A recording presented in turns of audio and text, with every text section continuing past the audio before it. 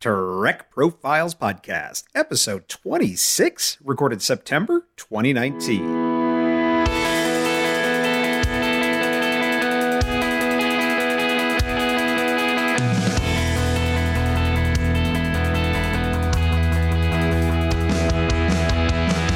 This is the Trek Profiles Podcast, where each episode we have an interview with a delightful Star Trek fan and hear their fandom story.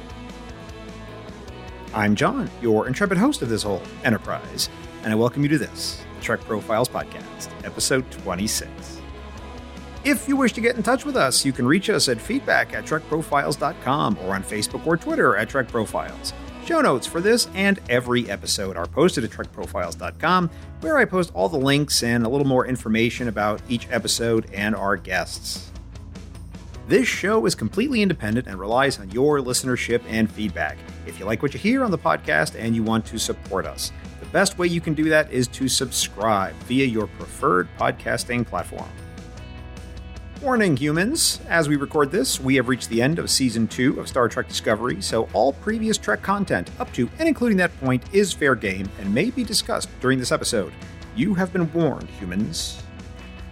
As always, my trusty sidekick and co-host is the data-dependent, daringly different, yet never demented M5 Multitronic unit. Greet the listeners, M5. M5 available. All right, let's do the announcements. M5 will comply. In episode 26, we are bringing you a bumper crop of lightly edited outtakes and bonus material at the end of this episode. I think we have 7 clips. It's kind of a lot, including one massive blooper that's actually kind of funny. So those will come all at the end, after the final tags and so on. I hope you enjoy them. Give your feedback on those. Feel free to email me or tweet at me and let me know what you think about the outtakes. I'm not sure if I should continue to do them or not, but I'll be curious to hear what you have to say. And in that same vein, let's do some listener feedback. This is from listener Kimberly at Caliend3 on Twitter, who says in regard to episode 21 of this here podcast, quote, "Another fun back catalog episode of Trek Profiles. Is this the only Star Trek podcast that will argue deontology versus utilitarianism on Deep Space Nine? If so, I am here for it. Plus, impressions of Garrick and Picard were fun, and talk on ethos, pathos, and logos on TOS were provoking," end quote. Well, thank you, Kimberly. I'm glad you enjoyed the episode. Heaton was a great guest, and his impressions were the only thing that prevented me from going over the edge on philosophy on that one, as I am wont to do, but he reeled me back in, so I appreciate that. Thank you so much, and keep on tweeting at me. I also have an email here from listener Ahmed from an undisclosed location. Hi there, Ahmed. He asks how he can get on the show. Well, thanks for asking about that. I have a form on my website, trekprofiles.com, that you can go and fill out. I do get more submissions than I can possibly fulfill, so just be aware of that. The best thing you can do is highlight some interesting way that Star Trek has influenced your life. Those are the kind of stories that I'm looking to do. That's the kind of interviews I think people really like. So take a shot, fill it out, and thank you for your email. All right, then. Let's talk Kobayashi Maru feedback. These are from episode 24 with Andrew Heaton. Question 1. Old school TOS. Red shirt, gold shirt, or blue shirt? This is one of the rare 3-option questions, and gold was selected by my guest and by all of you by 36, to blue at 33, to red at 31. Question 2. You can be reborn into the Star Trek universe as a non-humanoid. Only choices are Horta or Medusan. Again, my guest and the listeners were in agreement on the Horta by 53 to 47%. Question 3. Section 31, or Red Squad, the illicit and shadowy Section 31 crushed Cadet Red Squad by 72 to 28%. Heaton also picked them. So far, he's 3 for 3. Question 4. Time to get a snack on the promenade of Deep Space Nine. Check out the Andorian Fast Food Shack, or Pancho's Happy Bottom Riding Club restaurant. The Andorian Fast Food Shack was the establishment of choice by both my guest and all of you by 67 to 33%. And finally, question 5, choose your prom date, the Borg Queen or Ilan of Troyes. And this locks it, my friends. Heaton and the listeners were in agreement for all 5 questions, this time by 67 to 33% in favor of the Borg Queen. As always, after each episode is released, I post the questions on Twitter, so follow me there at Trek Profiles and you can have your say on this episode's questions. That's it for announcements. M5, let's do the show. M5 working.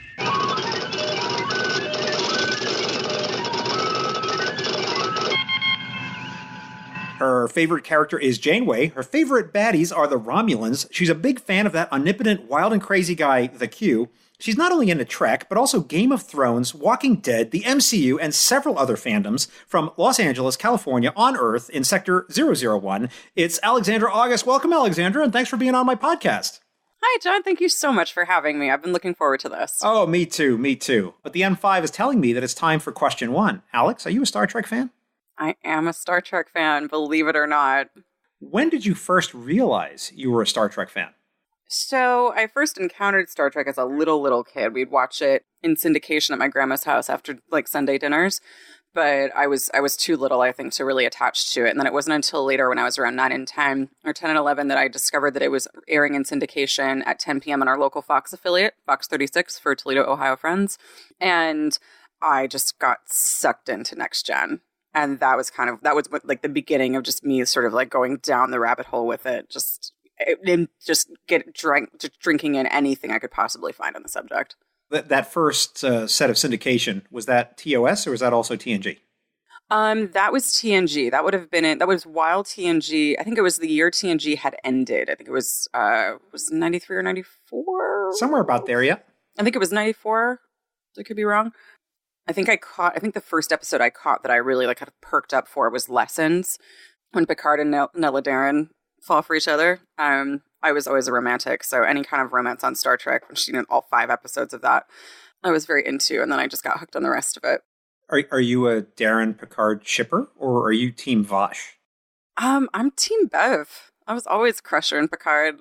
I always wanted to see more of that. I loved Nella Darren. I loved that episode, and I enjoy Captain's Holiday and Cupid very, very much, because I think Patrick Stewart and Jennifer Hetrick had some wonderful comedic chemistry together. But I always really dug the history between Beverly and Picard and the sort of fraught nature, the fact that they really hinted at these feelings for each other, but given his relationship with Jack, and I thought it was, despite being kind of frustrating, I thought it was very well rendered that they were friends who might have wanted more, but found it difficult to kind of get around their history. So as we record this, we know that the new Picard show is going to be coming out. Do you look forward, or are you dreading to finding out if the one true ship of Picard and Bev actually occurred or not?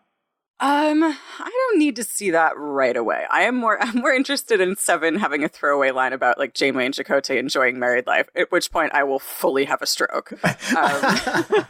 So you're a JC shipper. Oh, big time. I've found this weird renaissance of it on Twitter lately. There are a couple of younger fans whom I think I've identified them as slightly younger, so didn't watch it in real time, who are now just being oh my God, look how much they clearly love each other, when there's a scene with just 2 of them staring at each other. And I'm you see it. As listeners to the podcast, they'll know this, but I have not seen all of Voyager. So I'm doing this live watch through, and I'm towards the end, early in season 6, end of season 5. Yeah, early in season 6 right now. So this is the last bit of canonical Star Trek that I have not seen. So I'm live tweeting the episodes as I'm watching them, and I got to that one where Janeway and Chakotay are stranded on the planet. Oh, Resolutions, written by Jerry Taylor. And Chakotay's just well, looks like we're stuck here. Let's start building a life together. How about I build you a headboard, and let's do this. How about a bathtub? Yeah, how about a bathtub? That'll be great for, times when you want to wash yourself. It'd be really good for you. And, she's like, oh, we got to escape. And he's like, but I'm going to build a headboard. I was he was right there in it. He was ready. Oh, darn, we're stuck here for the rest of our lives. What, are you free for dinner? Better make the best of it, but yeah.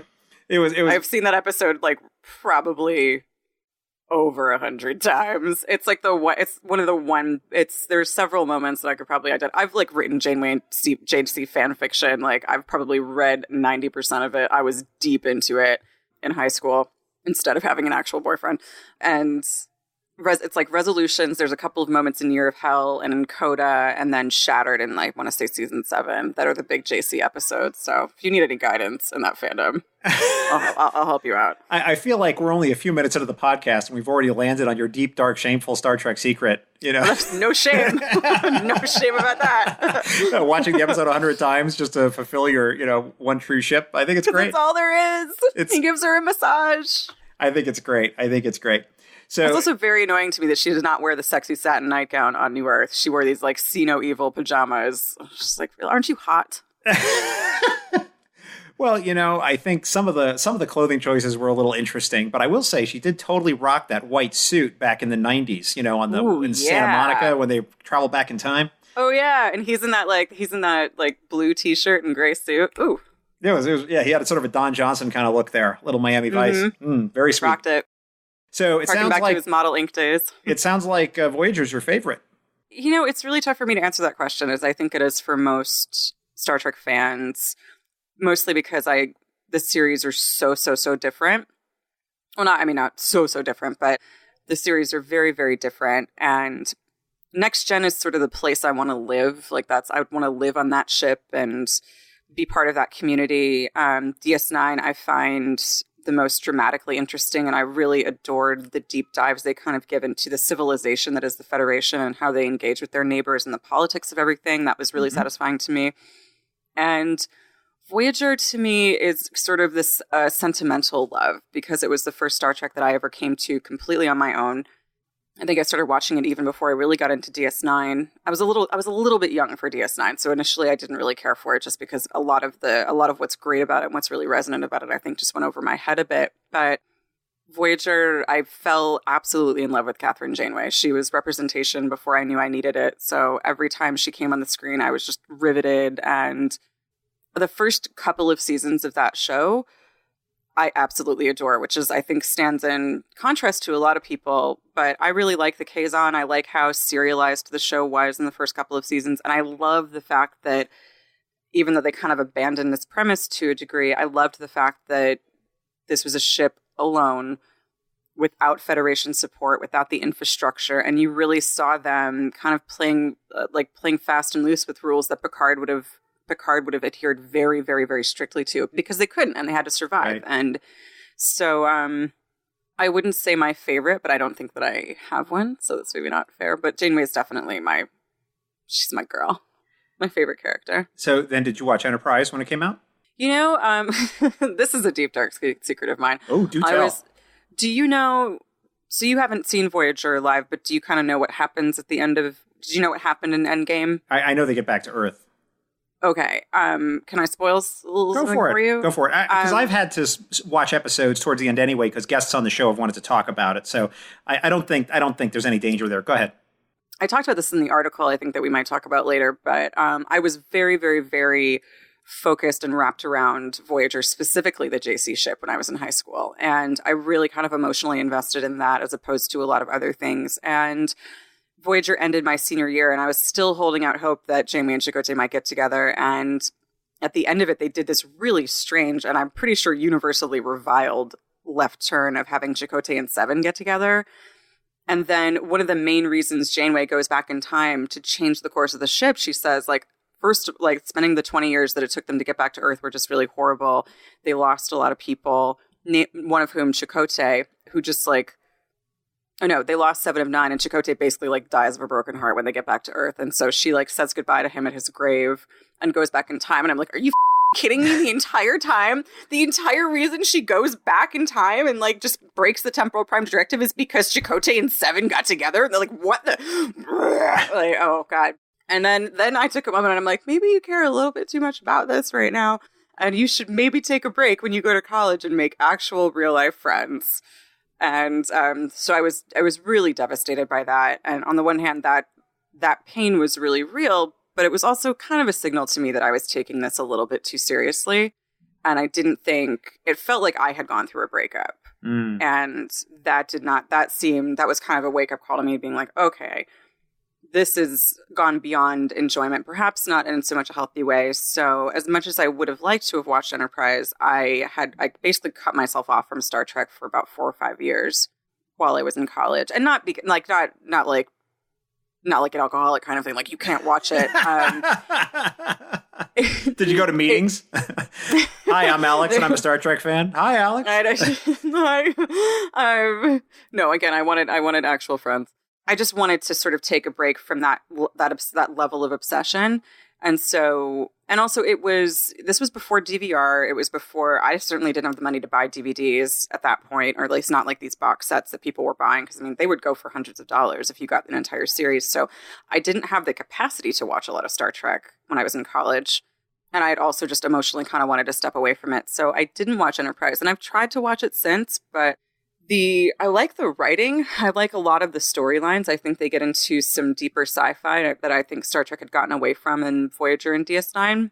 Mm-hmm. But the acting was always really problematic for me. There was just a lot of stuff that I really didn't, as much as I like Jolene Blalock, it really bothered the hell out of me that they had this Vulcan sex pot on the show. But I have watched later episodes. I love all things Mirror Universe, so I've definitely seen Inner Mirror Darkly numerous times. I thought the sexy decontamination gel was a little too much. A little bit. So I'm kind of with people when I was sort of like that era of Star Trek had jumped the shark a little bit with Enterprise, which stinks because I think Enterprise, had it been given a little bit more time, could have really redeemed itself from some of the things that people don't like about it today. I will at some point watch it all the way through, as I will do with all Star Trek series. I just haven't gotten to it yet. Best guess, what percentage of Enterprise have you seen? I'd say like 15 to 20%. Oh, okay. So just a smattering thus far. Yeah. I really have picked and chose episodes. I used to write for Screen Rant and CBR, and so I'd pitch articles that would include Enterprise episodes, and I would go and watch them. There's their Section 31 arc. I've seen all of those episodes, and that also with the Klingon virus thing, I've seen that as well. And then also the Mirror Universe stuff. And then I did, because I am a shipper at heart, totally shipped what's his Trip into Paul. And so I think I've picked and chose the episodes where they had a baby and then didn't have a baby, and all of that confusion. I was trying to figure that out. So yeah, there's a whole ship fandom there too, I'm sure. And then anti-shippers, I'm sure there's the other side. Oh yeah, for sure. I don't know. Trip was kind of a doll. I'm not surprised people ship him with different people. I did like their chemistry. I sort of thought that was if there had been a slash, I'm sure there's slash fiction for Spock and McCoy, but I feel like that was the iteration of that. The look you're giving right now is hilarious. Well, I'm just saying it has to exist, right? I mean, I think there's actually what is it? Rule 31. Quite prominent. I could be misremembering the number, but there's an internet meme called Rule 31 that says, if it exists, there must be porn of it. Yeah, 100%. So I have no doubt about that. So, okay, fantastic. So have you seen all of everything else then? Discovery, all the other films, TOS, animated series? I haven't seen the animated series, and I'm waiting for, I've seen a lot of Swear Trek, so I'm excited to watch the animated series. I have seen all of Discovery, and I'm pretty sure I have hand-recorded on VHS every single episode of TNG, Voyager, and DS9. Seen all of those, I think, multiple times, probably. I am so sad I have not seen all of TOS, which is kind of embarrassing. I have seen every movie, but I actually have not seen Star Trek: The Motion Picture, and I will be seeing it in theaters. I know, it's terrible. I will be seeing it in theaters on the 15th when it's out for that one day. If you say the right trigger words, I could go on a 20-minute rant here about motion picture, but I'll give you the thumbnail sketch, which is it's the most hard sci-fi Star Trek has ever done. I'm kind of excited about that aspect of it. And it has some elements to it which I think have not ever appeared in Star Trek either before or since. That doesn't surprise me. Which is that they actually show that operating a ship that does what the Enterprise does is a challenge. It's a hard thing to say we're going to take this ship and we are going to do these feats. We're going to go to this. We're going to go at incredible velocities. We're going to have these transporters, and it just seems so simple, right? And when you're refitting the ship, which is what they do, that's the conceit. Is that it's not the TOS Enterprise. It's that ship that's been completely redesigned. And modified, so it doesn't even look like the original. The idea that just launching that thing ahead of schedule is no small ask. And as someone who was in the Navy and worked on ships, it meant a lot to me to see that. That struck very true to me. And also, there's a little bit of an undercurrent of the politics of Starfleet, which I thought was, again, something you rarely see this way. and how people are kind of wheedling to get things done, or I want this command, and oh no, he's never going to let you do this. And, it had a realism to it, I think, in a lot of ways. And the capstone, though, and watch for this is my one thing to watch for, is this is the episode, or this is the piece of Star Trek that actually gave us the Mr. Spock that we all came to love later on in the films. And I'm not saying we didn't love him before, but the Mr. Spock you meet at the beginning of TMP is not the Mr. Spock at the end of the movie. There's a huge shift. And the Spock that you see in Wrath of Khan, in Star Trek 3, and Star Trek 4, that whole Spock, where he's like at peace with himself, comes from a moment in this film. And for those reasons alone, I think it's worth paying attention to and watching and celebrating. So. Oh, yeah, I'm excited. I don't have a lot of preconceived notions about it because I feel like everybody at some point, like most people like Wrath of Khan, everybody likes 4, most people like 6. Same here. Motion pick, unlike people sort of revile 5, and 3 is sort of like people aren't sure about. But I love 3. I actually have I was in San Francisco years ago, and I found a vintage poster of The Search for Spock, also one of Wrath of Khan, and I kept the Wrath of Khan one, and I gave my co-host Johnny Kolazinski the Search for Spock one, and it's a gorgeous poster. I'm jelly now. It's really, really pretty.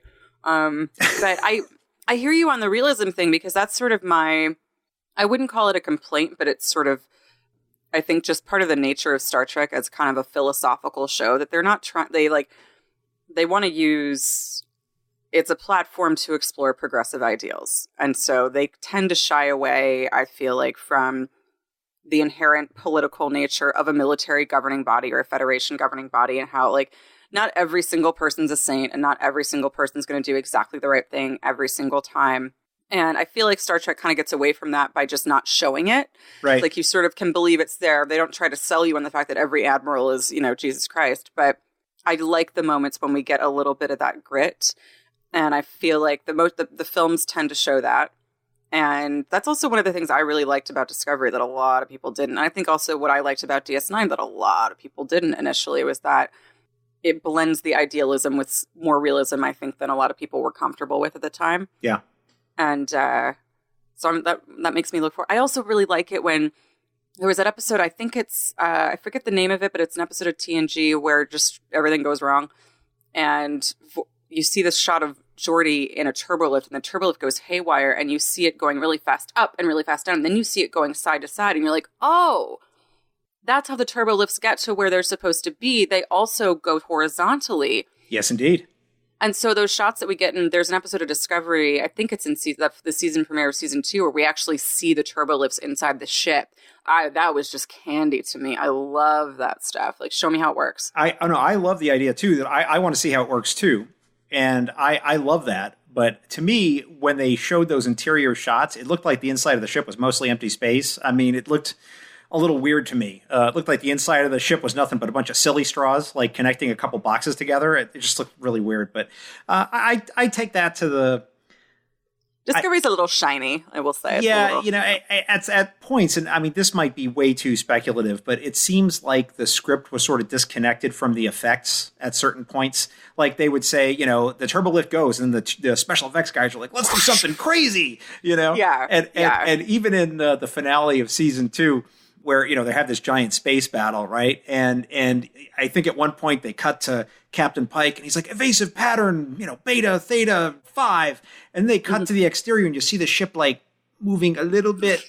It's like kind of moving. I think if you kind of squint one eye, it's kind of moving a little. Which makes sense, because it's a big ship, and you would expect it to be like, they actually don't move as, like, jauntily as we all like to think they do. I guess, but it just was really weird. It seemed very disconnected. It's like, you're not really evading much, man, when you're moving at, like, roach speed, But yeah, hey, totally. Yeah, it's all right. I think that's sort of Discovery is, like, my issue with Discovery, if I have one. And I'm optimistic. I want to like Discovery, so more often than not I do.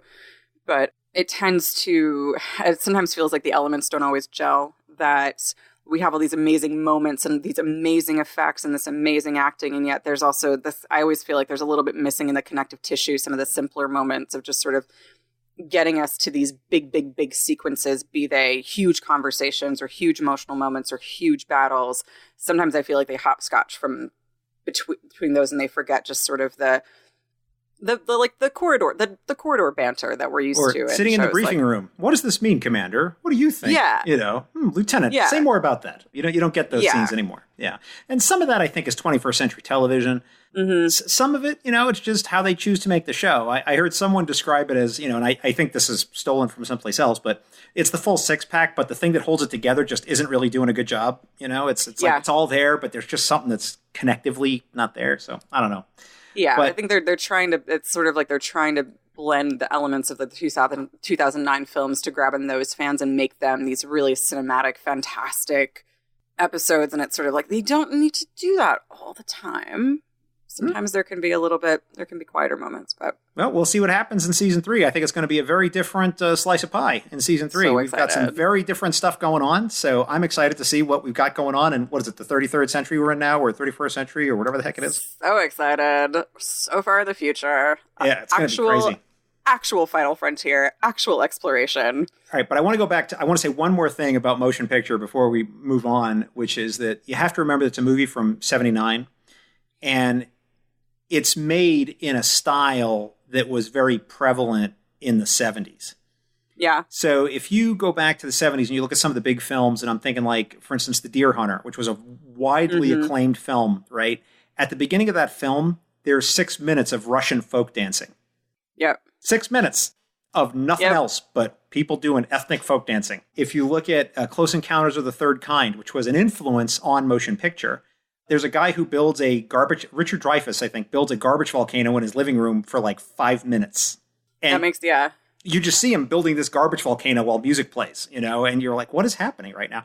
So it had kind of a very, the pacing is very similar to a lot of other films. And people look at it today, when they're used to more of like a Marvel Universe film way or a Discovery style way, sort of 2019, everything, there must be an explosion on screen at all times kind of filmmaking. And it's a very different pace. So just prepare yourself for that.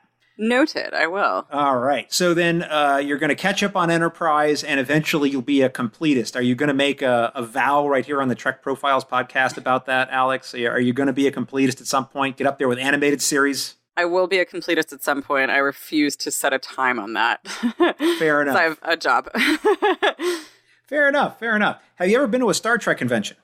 I actually haven't, believe it or not. I've been to many, many, many geek conventions. I worked as a journalist for a while, so I always go to SDCC, WonderCon, and New York Comic Con, and then I've also been to Silicon Valley, and I've actually been to a gaming convention called Strategicon, which I really liked, and I've actually been to a cosplay convention called Coslyceum in an effort to promote my Game of Thrones podcast. So, but I in terms of Star Trek conventions, it's strange. It's not that I don't love other Star Trek fans, but my experience of this fandom has always been solitary and has always been a bit internal.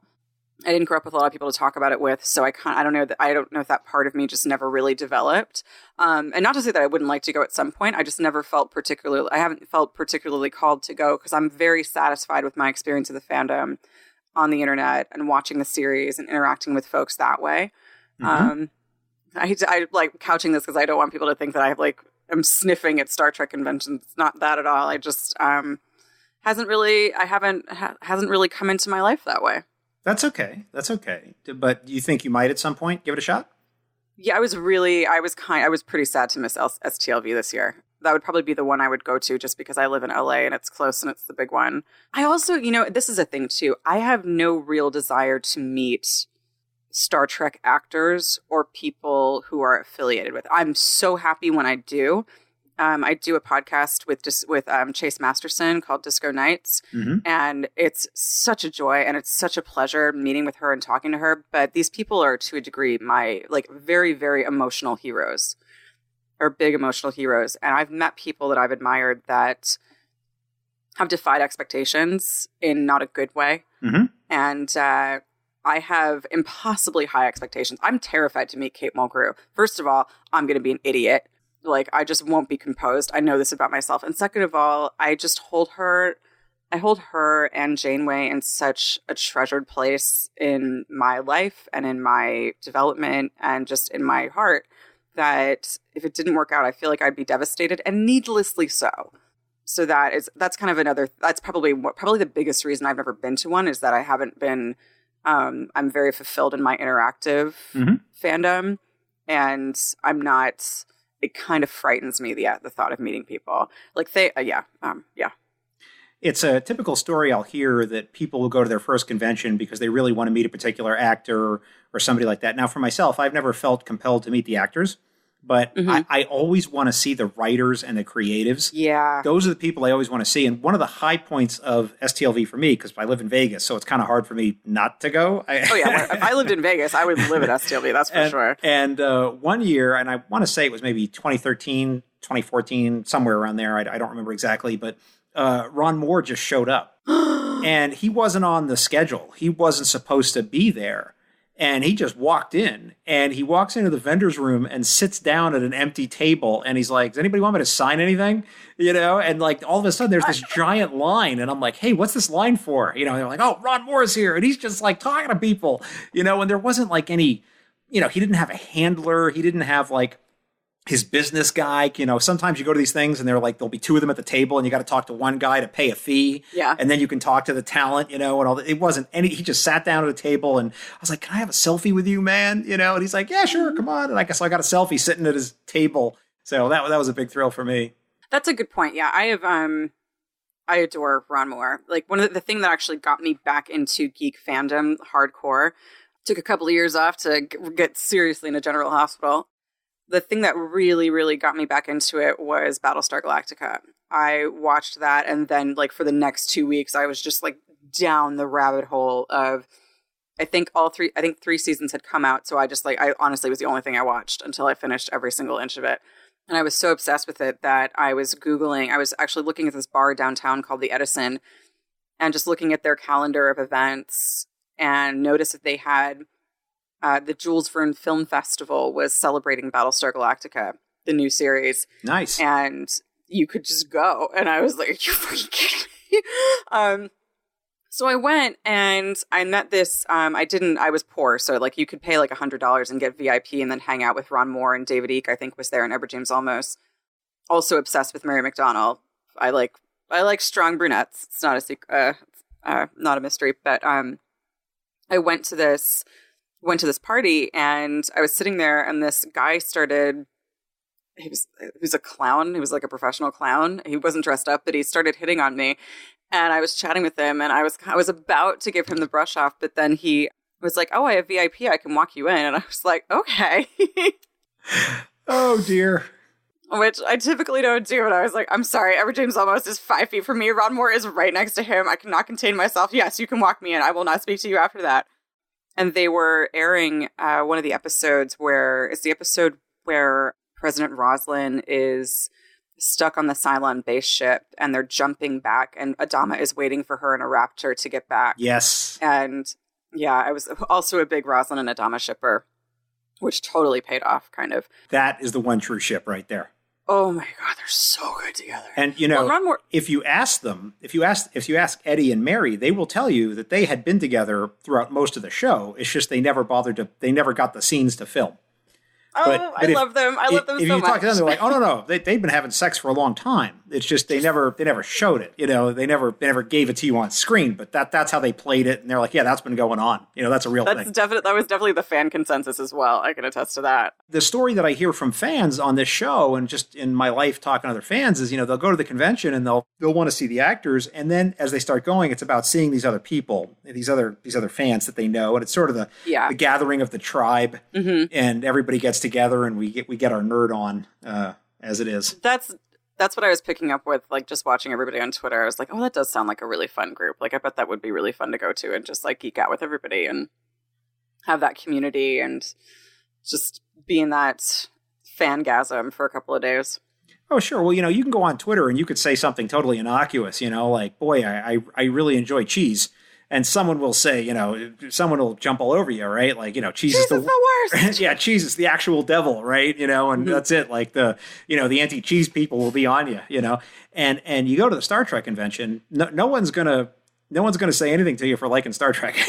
No one's gonna pay, thousands of dollars in travel and tickets to go hate on Star Trek for a while. So this is true. It's a very positive experience. Oh, I should tell you the other part of this. Yeah, please. Battlestar story.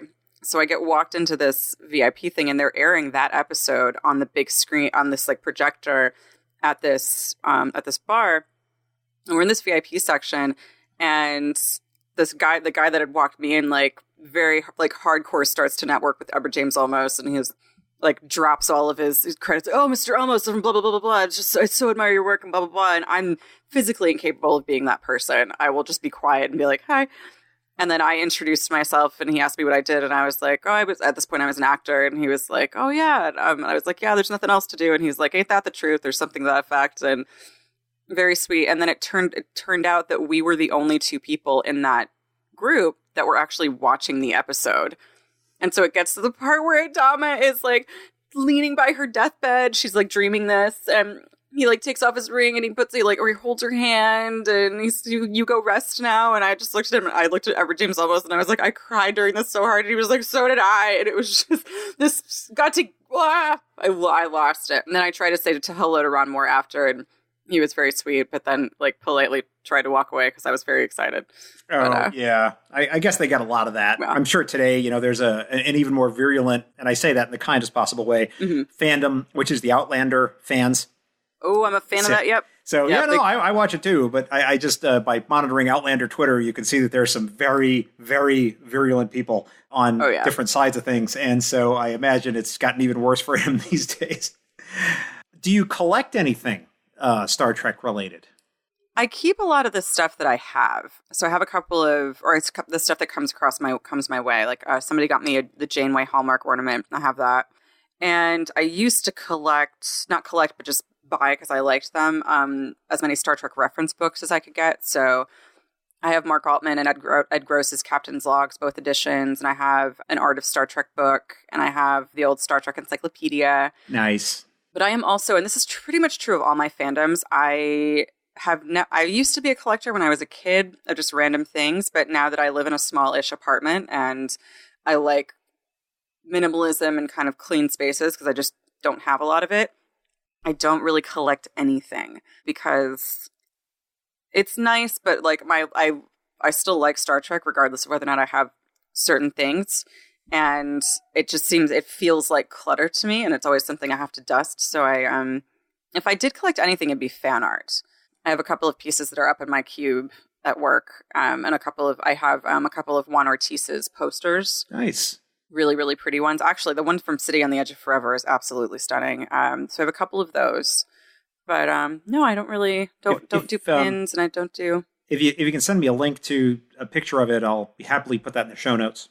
Oh, absolutely. Well, yeah, if he's done, a friend got them for me, not knowing that she got me a bunch of TOS ones, not knowing that I wasn't like the biggest TOS fan. But I love these posters. Like the art is incredible. So I have 4 of them from a couple of different episodes, and I'll send you the Amazon links because they are absolutely stunning. Wonderful. I look forward to it. So have you ever put on a Star Trek uniform? No, I haven't cosplayed either. I'm like, gosh. I'm embarrassed. There's no embarrassment. This is a celebration of Trek right here. So there's no wrong answers. It's all right. No. If you could put on one, wait, which yes, one would it be? Oh, okay. What am I talking about? Yes, I have. Tell me. I was in a Star Trek improv show. Or no, I was in a Star Trek play. Well, 2 different kinds. So it was called Stage Trek. And we obviously, to escape copyright laws, couldn't call it Star Trek, but we all wore original series Star Trek uniforms. So I'll send you, I have a photo of it somewhere, but I'll send you, I wore the blue mini dress with some go-go boots, and I loved it. So was this in LA? This was in LA, yeah, in Hollywood. Yeah, a couple of years ago, maybe 2014, I want to say. So was this one of these audience involvement kind of things, and they would tell you stuff and you do an improv on it? No, this was an actual scripted play. The crew that had done this had done Star Trek improv before. And there's actually Star Trek: The Improvised Generation that goes on currently at this studio called The Improv, which you're probably familiar with, right? I've heard of it. I think it's actually coming to an end, I believe.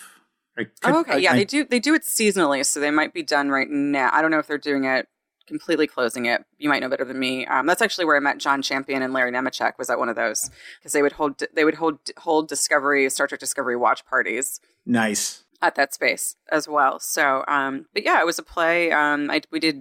The guy who wrote it wrote 2 different episodes, and they kind of wanted to make it a series, but cost money to do plays and to get space and stuff, and you need audience members, and it was a good thing that we did not do improv based off of audience. participation because we did not have a huge audience most of the time. No worries. It's the kind of thing that if the audience you did get probably loved it, because no one's going to go to a thing like that who didn't really enjoy the concept right up front. They really did like it, and we had a blast. It was really fun, and we had some really talented people, so it was a good time. How many podcasts are you involved in? I have produced and co-created and co-hosted 3. The first one was Game of Thrones podcast. The second, which only ran for a season, just because of some scheduling difficulties, was called Book of Genesis, and it was about Preacher, which is on AMC. A wonderful show if you are fine with violence. I have seen Preacher, and it is stark raving Looney Tunes. It is. I love it so much. It's got some of my favorite. The fight sequences in Preacher are just work preposterous. Hard. Preposterous. My favorite one that I think I posted on Twitter about was just, it's in episode 6, and it involves the 2 angels. Who every time an angel dies, it reconstitutes like 2 seconds later. So there are 2 angels trying to guard Genesis from a seraphim who's trying to come and kill Jesse because Genesis is they're staying in a motel, right? In that scene? Yes. Okay, I think I remember this. Yes, I remember this. Sundowner Motel. And so the seraphim sees them at a restaurant and they're like, oh, and Jesse's watching them go out and deal with this. He just thinks it's a short woman. And then all of a sudden he sees them blow her head off. And he's like, what? And runs out. He's like, what did you do? And they're like, careful, she's coming back. And he's like, what? So they get him into a car and they go to this motel. And they explain to him that angels don't die, they reconstitute. And he's like, well, how does that work? They're like, sometimes it's immediately and right where, sometimes it's, and all of a sudden there's a knock at the door. And then begins the most redonkulous fight scene because they keep killing each other and the bodies just keep piling up because they keep reconstituting and coming back. I remember this. Oh, and it's just such phenomenal comic. It's so funny and absurd because it takes a minute for Jesse to like realize that he has to stop killing her because they're like, no, you have to restrain her or she will keep coming back. And then sometimes you get to a point where like one of the angels isn't dying fast enough. I think the guy who played by Anton Yusuf, like the shorter one, isn't dying fast enough. And so the other one kills him immediately. And Jesse's just like caught up in all of this and can't believe it. And then the camera eventually pans out because at one point, the seraphim's on the other side she reconstitutes in the room on the other side of the wall and shoots one of the angels in the head. So there's a bullet hole. And at one point as the credits roll, the camera zooms out through the bullet hole and you can just see the fight getting smaller and smaller and smaller. It's just so cool. Like they just fun. Have you ever done a Star Trek podcast? Yes, I've done one called The Disco Trek and it's about Star Trek Discovery. And is it a rewatch show or what are you doing? It's basic episode recap and analysis. It is not to be confused with Heather Ray's The Disco Trek, which is actually kind of based, as I understand it, picks up people from the Star Trek at Las Vegas Facebook community and has them on as guests and they talk about Discovery. We're just Johnny and me. We do episode recap and analysis as soon as we can. And will that be continuing in season 3? Yes, we're thinking about rebranding though, just because it doesn't make any sense to have 2 Disco Treks and we don't have a huge number of followers on Twitter. And I think we're also planning on doing something that isn't so tied to a schedule because both of us are working right now and there's a lot of recap podcasts out there. Oh, and tons. Yeah. And we discovered from some comments from lovely comments that were given to us by friends that Johnny and we bonded over Star Trek, like in community theater at 12 years old. So we're the same when it comes to having seen as much of, he's seen more than I have. I think he's probably seen all of TOS. And wait a minute. You grew up in Ohio and now you're in LA and you guys were still connected? Yeah. We actually reconnected after college. He moved to San Jose with his wife and then he now lives in San Diego. So we're actually, wow. Yeah. He's one of my closest friends and we've been so lucky to have this relationship and have it be built out through this. So we kept referencing other episodes in our Discovery discussions. You'd be like, oh my God, that was a reference to this. And like, this remind me of this. And one of our friends were like, you guys give a really good Star Trek context to what we're seeing in Discovery. And so we're thinking about doing something that would take more advantage of that. Like if it's a deep dive thematically, and then I would like to do it seasonally so we can sort of do lots and lots of heavy research and give people a really, really good deep dive onto a particular angle of Trek and so I'm hoping that happens. It kind of depends on what's going on in our real lives because we're not rich yet, but I understand, believe me. And that's why when I set up Trek Profiles, I set it up as a monthly podcast. And I didn't want to be tied to anything that was happening, so I didn't want to have to get an episode out. Because like I told you before we started recording, I travel for work. So there's some times I'm gone. That's why I keep them sort of evergreen, so it's not, we're not going to talk about the latest episode unless you want to. So I think we should dive into some episodes. Are you game, Alex?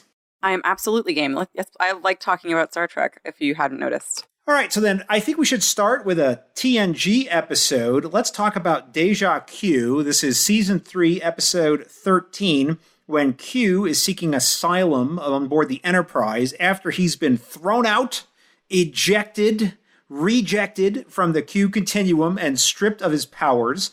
The only thing I want to say about this episode before I ask you about it is I believe that this is the most memed episode of all of Star Trek. In this episode, you've got John Delancey, au naturel. You've got the Picard facepalm. You've got the Q mariachi band.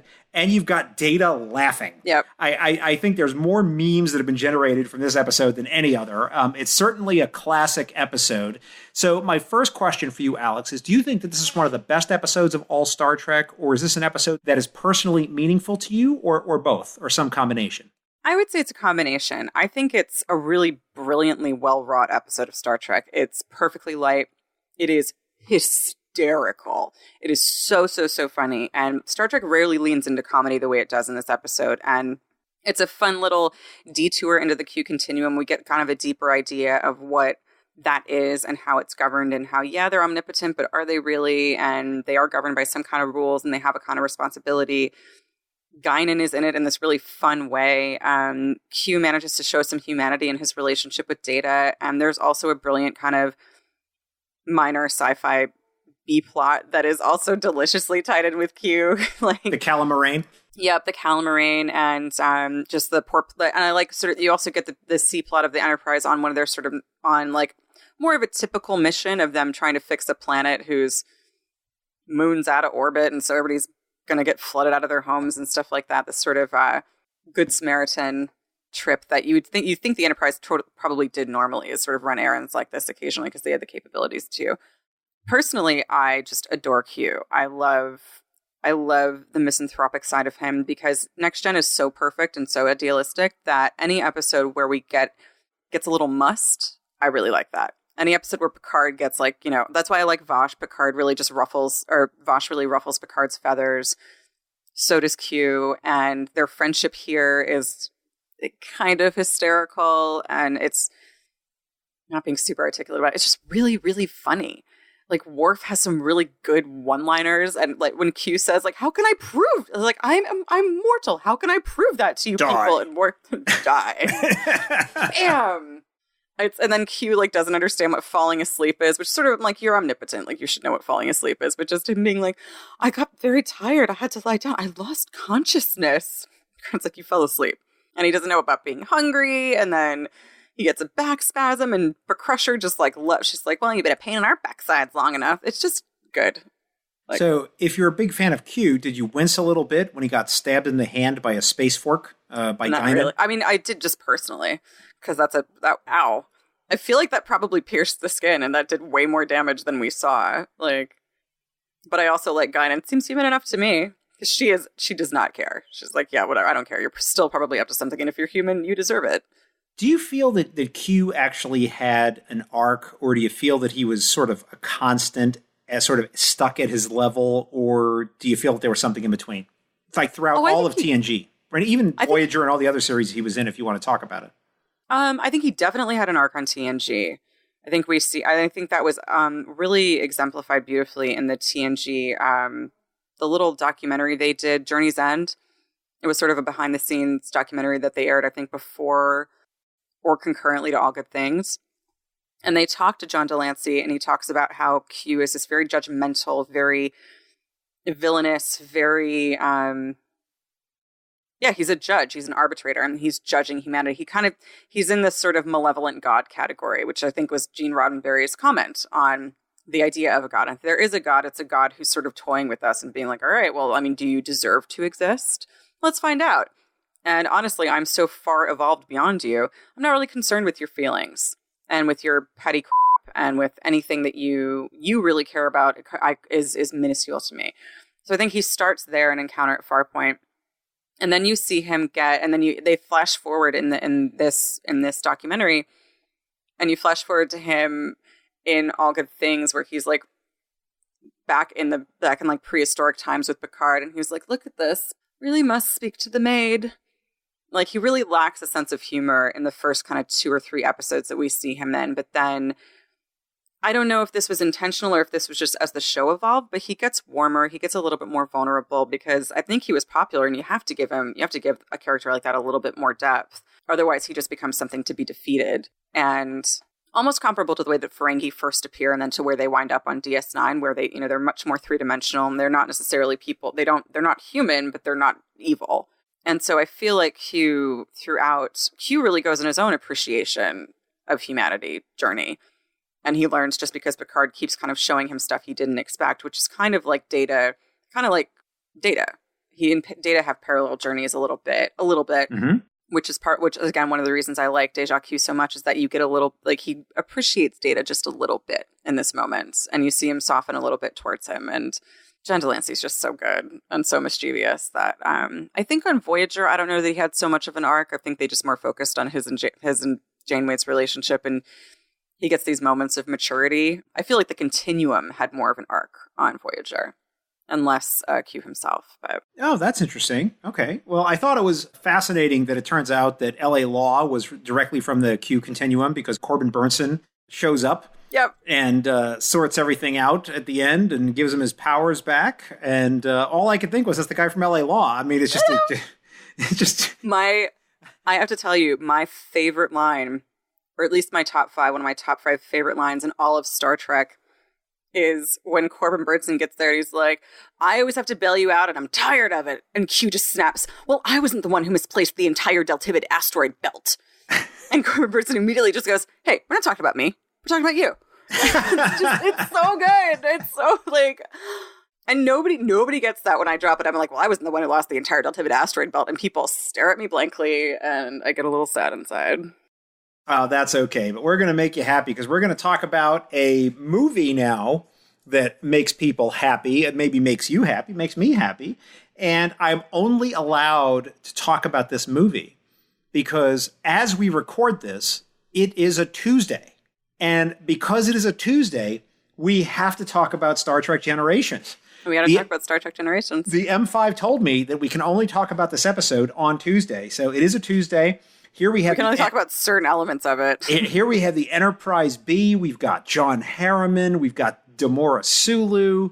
We've got Kirk. We've got Picard. We've got the Nexus. We've got the amazing Malcolm McDowell. Tell me why the M5 said we had to talk about this episode, Alex. Is it something that's powerful to you, or do you think it's the best of Star Trek, or something else? I do not think it is the best of Star Trek. It's very powerful to me because it was kind of the first big flashpoint of disappointment in Star Trek for me. And something that I had a really hard time watching was the destruction of the Enterprise D. I was very, very, very attached to that. I think I kind of first came to Star Trek really fully after my dad passed away quite suddenly.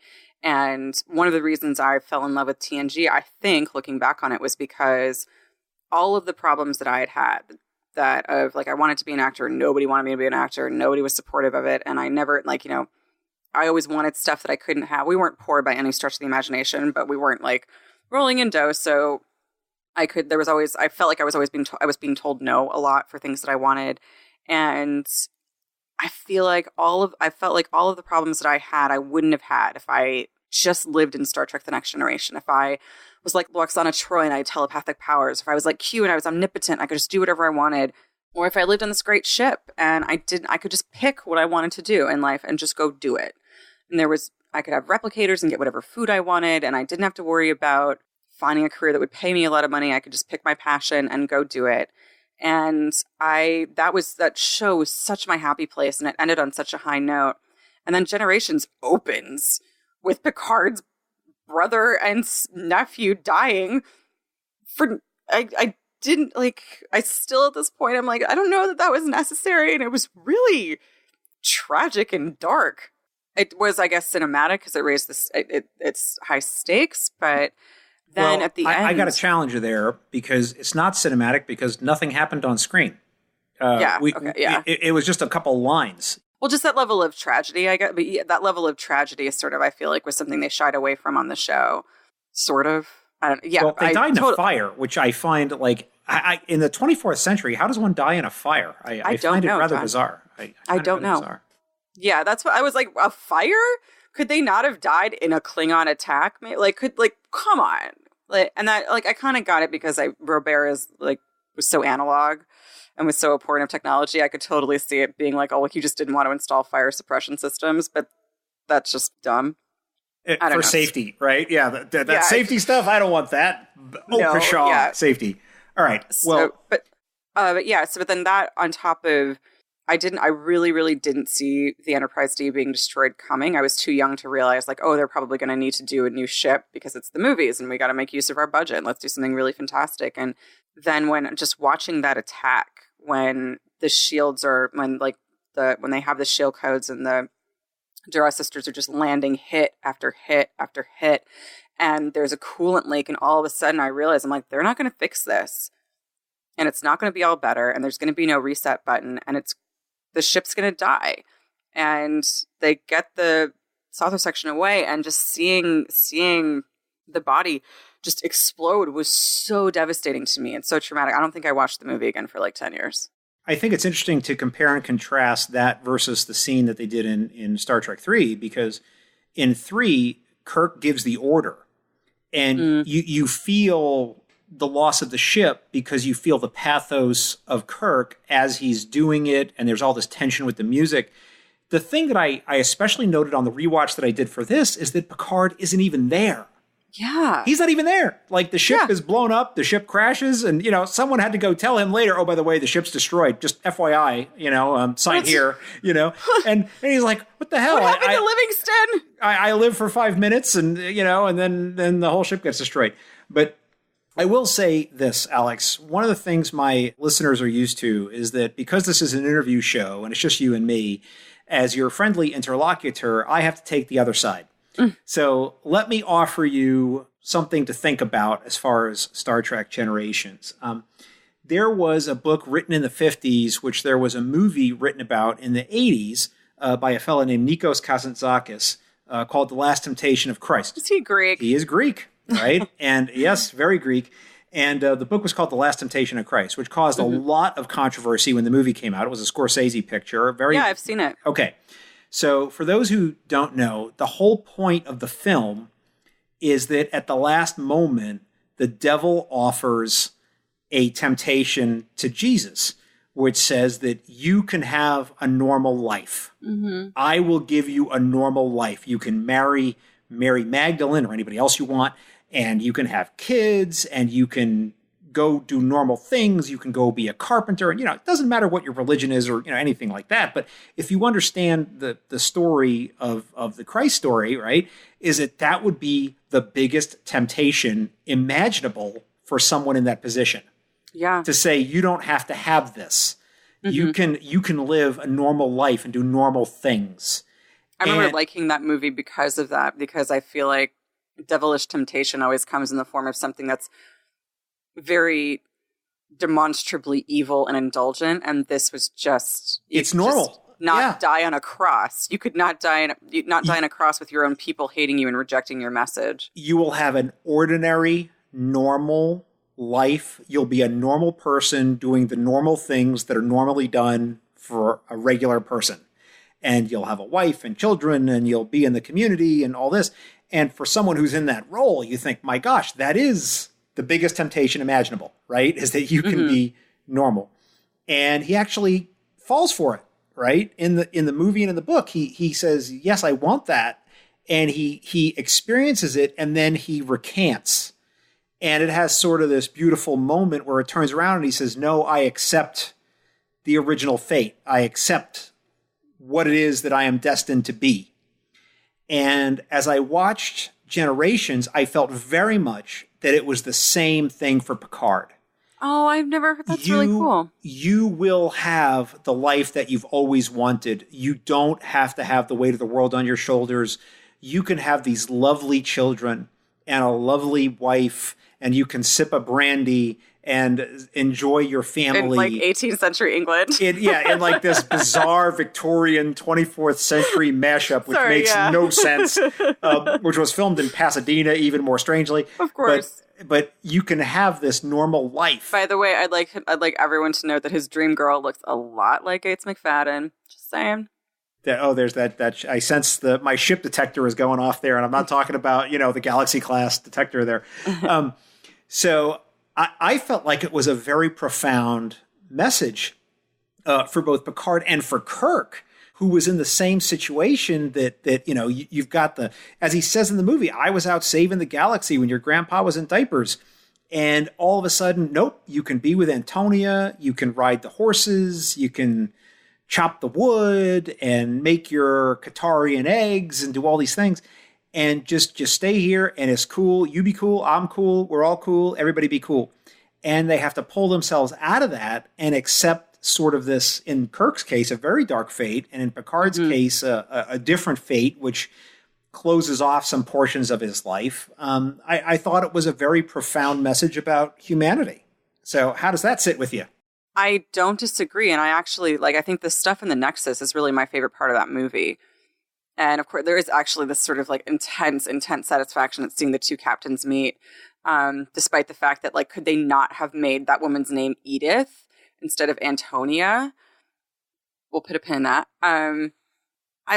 There's a lot I like about Generations, but it really was, the reason I picked that is because it is that ship destruction that really kind of traumatized me in that. But having watched it since, I agree with you, and I haven't heard that comparison is a really beautiful one between those two movies. And it is, Patrick Stewart's the soul of that film, really. Everyone else is kind of playing, aside from Data and his emotion chip, everyone else is kind of playing, or I guess he uses the emotion chip and he gets really afraid in that film. Yes, and he can't turn it off.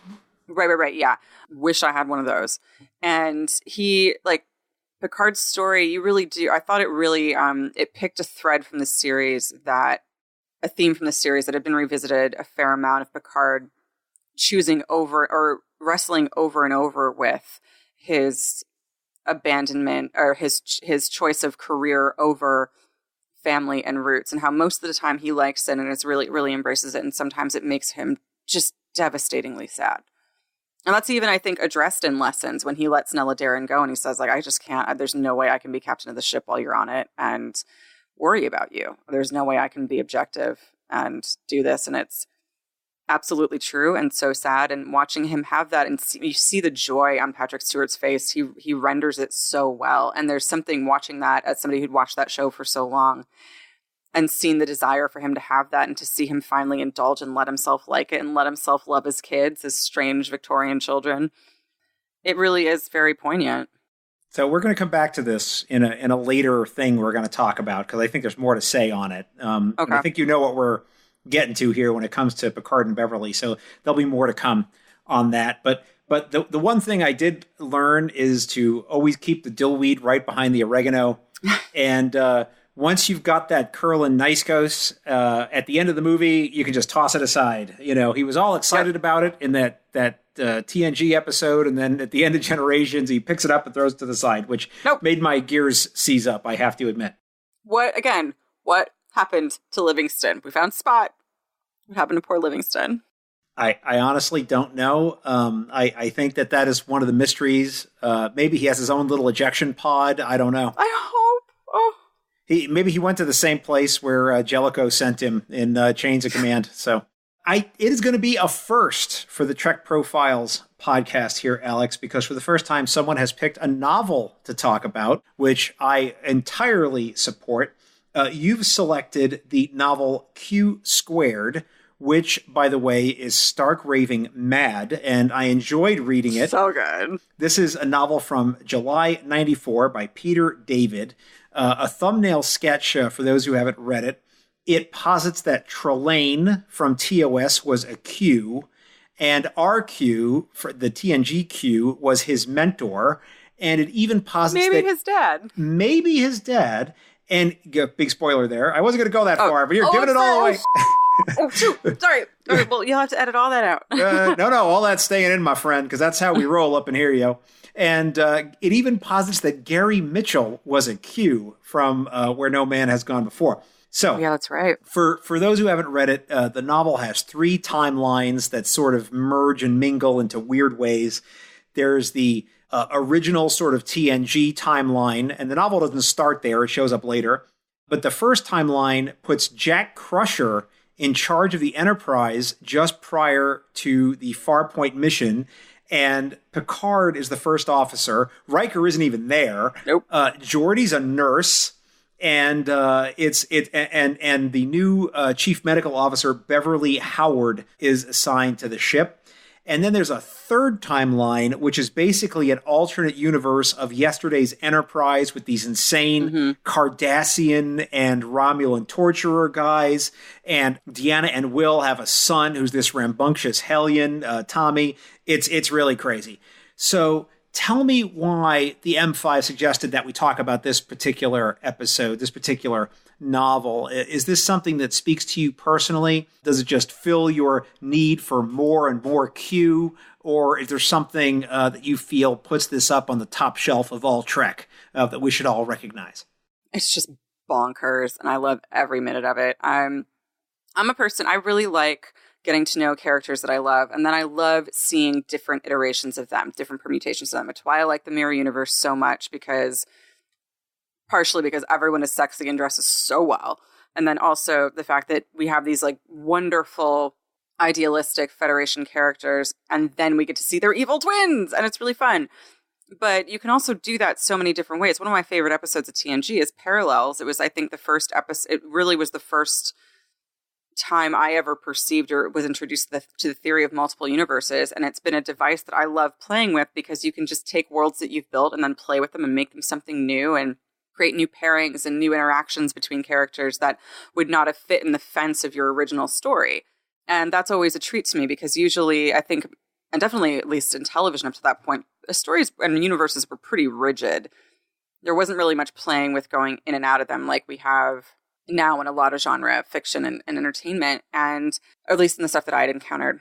And Q Squared was just this wonderful, it really just took the idea of Q and squared it. It was like, let's take every possibility of Q that we've thought of, or let's take Q and like showcase the limits of his powers and really take out these powers for a spin. And what would happen if a Q really went rogue and really started to mess things up? Because for the most part, which is the Trelane character, not the Q character. Exactly. Pardon me. Yeah. If the Trelane character really just went, if a Q just really leaned into their powers and wanted to do some real damage, this is the level at which it would happen. It wouldn't just be in one universe. It would be something on a quantum level that would affect a lot of other people. And it's just a treat getting to see these different versions of history. And the Jack Crusher edition is phenomenal to me because his edition results in a Picard that is not the Picard that we know. That is totes my goats. Yeah. And that's so interesting because like Picard has also been such kind of a stationary character in the sense he's always high achieving. He's always idealistic. He's always got a moral center. Unless you read Dark Mirror, which is the TNG Mirror Universe novel, also highly recommend. So let me just say for the listeners, so the conceit here is that in this particular timeline, he screwed up at the Battle of Maxia in command of the Stargazer and gets demoted to commander, and that's how he ends up under Jack Crusher on the Enterprise. And it's not the Picard maneuver anymore. It's the Crusher maneuver, right? So he's a Starfleet officer that basically would have been shuffled out if Crusher hadn't said he wanted him as his XO. So yeah, and he's got a very damaged career at this point. Yeah, and they basically tell you in the first kind of chapter that this is Picard's last shot. Like don't screw it up because this is the last one you're getting. And then they give this, sorry, I'm totally spoiling this novel. You guys got to read it, but I can't help it because it's one of my favorite parts. You find out that, I guess, in this timeline too, Wesley has died. As Beverly a boy. Howard. Yep, as a boy, he is climbing a tree to see Daddy, and he falls out a tree on Earth and dies. And which is way more poignant to me for some reason than the Picard, than the Robert Renee thing. But Beverly sees it happen, and she and Jack can't get through it. And so they divorce, and Picard is stationed on Earth for a while. I think it's while Beverly and Jack are still married, and he and Beverly they have an affair. And then they end it. Picard ships out again, and then she winds up on the Enterprise, and it's a love triangle. They start sleeping together again, and it's crazy. It's so scandalous. Well, one of the things I appreciate about Star Trek novels, and all novels like this, really, that are attached to TV shows, is that they can do things in these novels that they cannot do on the show.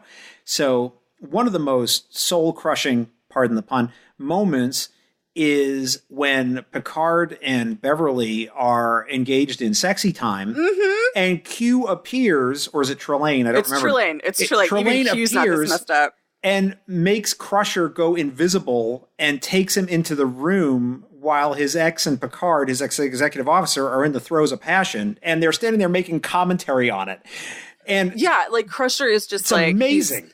Yeah, like Trelane is like, I think Trelane is trying to disillusion Crusher. He's really trying to be actively destructive, whereas Q is more like, Q more tested the humans, and Trelane is just actively trying to really, really cause damage. And the Picard Crusher thing is shown, or the Picard Beverly thing is shown in a pretty sympathetic light. Like, Picard is sad, and he's depressed, and he doesn't have much of a life, and Crusher is kind of lonely, but is sort of frustrated with Beverly, and like he's likable, but he's not as sympathetic as Picard, oddly enough. Or at least they both get sort of point of view chapters, for lack of a better word, and you hear like Crusher's just still devastated over Wesley's death, and he's sad that it ended his marriage to Beverly, and the only person who doesn't get a point of view is Beverly, which is kind of messed up, but that's a story for another podcast. But so Trelane like takes Jack to see this, and he shows him this, and Jack basically kind of loses it right then, and he just, it's at the same, you don't really hate that Picard and Beverly are together. They're not villainous, they're not characterized that way. It's more just sort of like they love each other and they're finding solace. It just, you sort of they need each other at that moment, because they're really both at low points in their lives for different reasons. Yeah, and like when they rekindle on the ship, you get the sense that they really do have feelings for each other, and that she's like, he does love her, and Beverly loves him, and they just make a choice they probably shouldn't have, given how it would obviously affect Jack. And Jack never got over it. That was the problem, is that he was never over her. So he... Oh, that's right. Yeah. Yeah, he goes totally sideways over the whole thing and starts acting out with Picard, right? Because he knows this thing that he's not supposed to know. Yeah, and but then at that point, when everything hits the fan, all of these realities start blending. And so, like, Tasha Yar from the original... Oh, sorry. Before we get there, we got to talk about these insane Cardassian Romulan torturers in the third timeline. Oh, I don't remember them, but you have to reintroduce me. Turn and Trun, or however you pronounce it, and Ceylon. There's the Cardassian and the Romulan. And they've got Riker as a prisoner. Yeah, and he's been a prisoner for he hasn't met his son. Yeah, he's been a prisoner for like 15 years and or 10 years. Yeah. And they bring in Major Kira, and she's a sex slave to these to the prisoners. They're like, you have to kill her and we'll give you a good meal. You know, they want to see what he does, and pretty messed up. She's given up her will to live, so she's like, yeah sure, kill me, whatever. You know, I mean, this is dark. Stuff it is very, very, very dark. I think the moment that really got me, though, probably the most shocking thing I think I've ever read in a Star Trek novel, and I've read quite a number, was they have a guest character, Dr. Martinez, she's not the kind of doctor that helps people. She's a scientist doctor, not a medical doctor. Little joke there. Sorry. Very little. But Trelane is questioning her at one point and brings her into the turbo lift. Oh, God, that's right. And he's telling her, you have to give me information about this and tell me more about humanity. That. And she's like, well, I'm not a psychologist. And he's like, you're right, you're not. And he snaps his finger and he drops her into the turbo lift and she splats on the bottom. I mean, it was horrible. And then he brings her back to life in her current state. And I was like, this is horror. This is a horror show. I mean, it was unbelievable. He disappears Guinan out the window of 10 forward. Like he sends her. Yeah. He also, like, Deanna Troy's in front of him, and like he's basically saying, like, if you want to bring your friend back to life or something, or if you want to help your friend, then you'll answer these questions. And so Deanna has to maintain her composure while her friend's broken body is hovering in front of her, and this woman is pleading with her in Spanish, I remember, to help her. And then like in a different scene at some point, he like transports Guinan out the window, so you see her, not the most realistic depiction of what it would be like to be in the vacuous space, because it's like several minutes go by and the running commentary is Guinan clawed at the window, and it was like, ugh. Guinan wouldn't be clawing it much at that point. Was this before or after he transported Geordi into Deanna's shower? After. Okay, yeah, because he really is the minister of mayhem. I mean, in a very, very profound way. I mean, all the worst things you'd ever say about Q, Trelane is worse. Yeah. And which is, yeah. Go ahead. He tests these people in a way that's really unimaginable. But I think that's what makes it's just such a brilliant book in the sense that you just see all of these worlds kind of tooling along at their paces, and none are meant to be like, it's not like a mirror universe kind of thing where one is just this awful world and you want to leave. Like even the one where Riker's being tortured actually winds up having they all kind of wind up having semi-happy endings, despite the Jet Crusher timeline getting also, again, very dark. It's just the way they kind of blend and then kind of move through each other and then move out just makes it this really brilliant story that I've read a couple of times and would just remember being so utterly gripped by, because you care about everyone in different iterations. Like Tasha Yar actually makes it, because the Jet Crusher timeline is kind of at the beginning of the series. It's sort of near Encounter at Farpoint, because it's right when the ship is finished and it's the new flagship. And so Tasha Yar winds up in the Klingon War one, and she sees the Tasha security officer and she's like, what was with her hair? I looked like a boy. Oh my God. So I don't know. There's just all this fun. You get to see different versions of these characters, and then you spend the first part of the novel getting introduced to all these different versions of your favorite characters, which to me is always a treat. And then you get to see all of them meet each other. So it's this combination, different iterations of characters combined with a universe blend, which is, I love a good universe blend. So yeah, which the only thing that, for those who haven't read it, the idea is that Trelane was the cause of all the temporal anomalies that all the various incarnations of the Enterprise have run into. Mm-hmm. Because he's trying to merge all these multiple timelines to cause chaos. He wants chaos to reign over the universe. Because at the center of the Q continuum is this idea of chaos, and they call it the heart of the storm in the book, and it's this area where all the Q don't go. They're like, don't mess with that, and Trelane's like, I'm messing with that, and that's why he unleashes on the Q continuum, and he basically takes over. It's really horrific, and it really puts our characters through the ringer in a very profound way. But there's only like one tragic death at the end of it, and it's not in the prime timeline, so it's okay. Which one? Oh, Beverly. Oh, that's right. She dies because she hits her head. Yes. Yeah, she dies in the stupidest way possible. Yes, I remember that. So dumb. It's meant to call back to, like, it's really profound because it's kind of poignant because she fought, like, basically what happens, it's at this point all the realities are blending. And so people are walking in and out of different realities and not necessarily knowing it. And so Jack Crusher walks into the Prime sickbay and sees Beverly, and he wants to talk to her about Picard. And he's like, listen, Beverly, we're having it out right here, right now. Meanwhile, this is Prime Beverly, whose husband has been dead for a long time, and she goes white as a sheet and just starts screaming, you're dead, you're dead, you're dead. And then there's this moment where, in this, I think the line in the book, boy, I really did read this a lot. A line in the book is that, and with that, the mind of Jack Crusher snapped.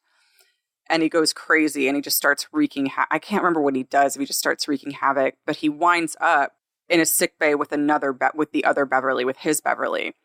And they start fighting, and Picard is there, and she trips over her feet and she hits her head. And the line in Jack's head is that he'd always wondered what it sounded like when Wesley hit his head, and now he knew. And then I think her last line is like, I've always loved you. And he turns to Picard, the original, like, Prime Picard, who's just like, what is happening? And turns around and says, I think she meant me. I really think she meant me. And he kills himself, like, blows his head off with a phaser. It's just, boy, I haven't really thought about how dark this was in a while. You're right. I'm sorry I made you read this. You brought it up, my friend, and that's if you bring it up and the M5 agrees, we're going to talk about it. So this is what you did. I know. Then Picard realizes, he had no idea which Beverly it was. Like, he doesn't know if it's his Beverly, if it's different. Oh, God, it's just a mess. But just the way they play with that device, it's such a high level of storytelling as far as I'm concerned, because I think Peter David really nails these characters and their variations, and the way he works just the mechanics of these realities interweaving and what happens to them and how the chaos just makes everything go bonkers is very effective. Oh, no, it's very well written. And it has sort of this really bizarre structure where you really have to keep track because he doesn't label the different tracks. They're just called track A, B, and C. And you don't know, which one of these is the one that I'm used to from the show. And so you kind of have to figure some of that out as you go. It's a fun discovery. Yeah. Oh, that's a clever pun there. Let's talk about a Voyager episode. I'm thoroughly enjoying Star Trek Voyager these days. I'm in my watch through at the beginning of season 6, and I have to admit I've slowed down a little bit because this is the last little bit of Voyager that I have not seen. As soon as I finish the rest of season 6 and 7 of Voyager, that's all the canonical Star Trek. I will be a completist, and so I'm kind of I have to dose it out. But until we get 8 more series. I agree with you. So we have to, but I want to dose out this Voyager because I'm enjoying it so much. But you've picked an early Voyager episode, and the M5 concurred that we should talk about Resistance, Season 2, Episode 12. Voyager is running low on random thing here that they need. Something. So they need to trade, and they're at this planet that's run by this militaristic group called the Mokra Order. Yep. And they have to somehow finagle this stuff.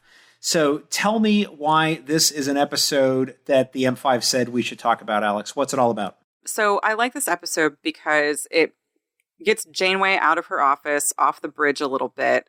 She's not in uniform. I like Janeway as a captain, and it's great. But again, I think like I've mentioned, I like it when people are sort of taken out of their comfort zones a little bit. And this is where we get to see Janeway bop around in some civilian clothing. She looks like a babe. She actually pretends to be a prostitute and use her sexuality, which was something we rarely saw her do. For good and for good, I'm fully behind the lack of sexuality in Janeway's characterization. Now I am. I wasn't then. But I understand why that was. This coming from a JC shipper? I know. I've come a long way, my friend. It's been a long road. Oh, right.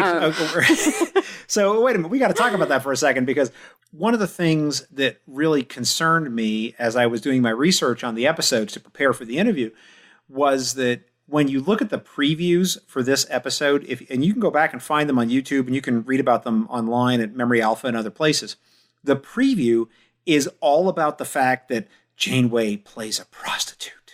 Captain Janeway is a prostitute, which, by the way, is approximately 70 seconds of the episode. Yeah. Like it's almost a complete side thing, and it just, it was just not really a big deal, but they made it seem like that was the whole episode. It was very strange.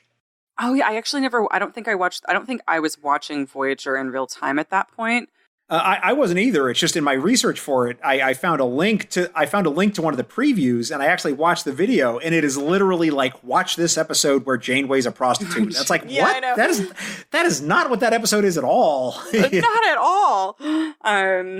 You really get to see them vying for that, like, 12 to 18-year-old male demographic that they insisted were the only people watching Star Trek. I will say that I have heard, and I do believe this has been validated, I could be wrong, but the people that make the previews are typically not involved with the production. So the people to blame for this are not the people that, with the names that you would know as Star Trek fans. I have... if you want a perfect example of this, in Star Trek 3, they put the self-destruction of the Enterprise in the previews for the film that ran on TV, right? I mean, you see the Enterprise blowing up, and it's like, what? That is not... what is happening? Don't do that. Yeah, you're right. I do remember the previews being, like, very misleading about what we actually saw and what was going to be important, but...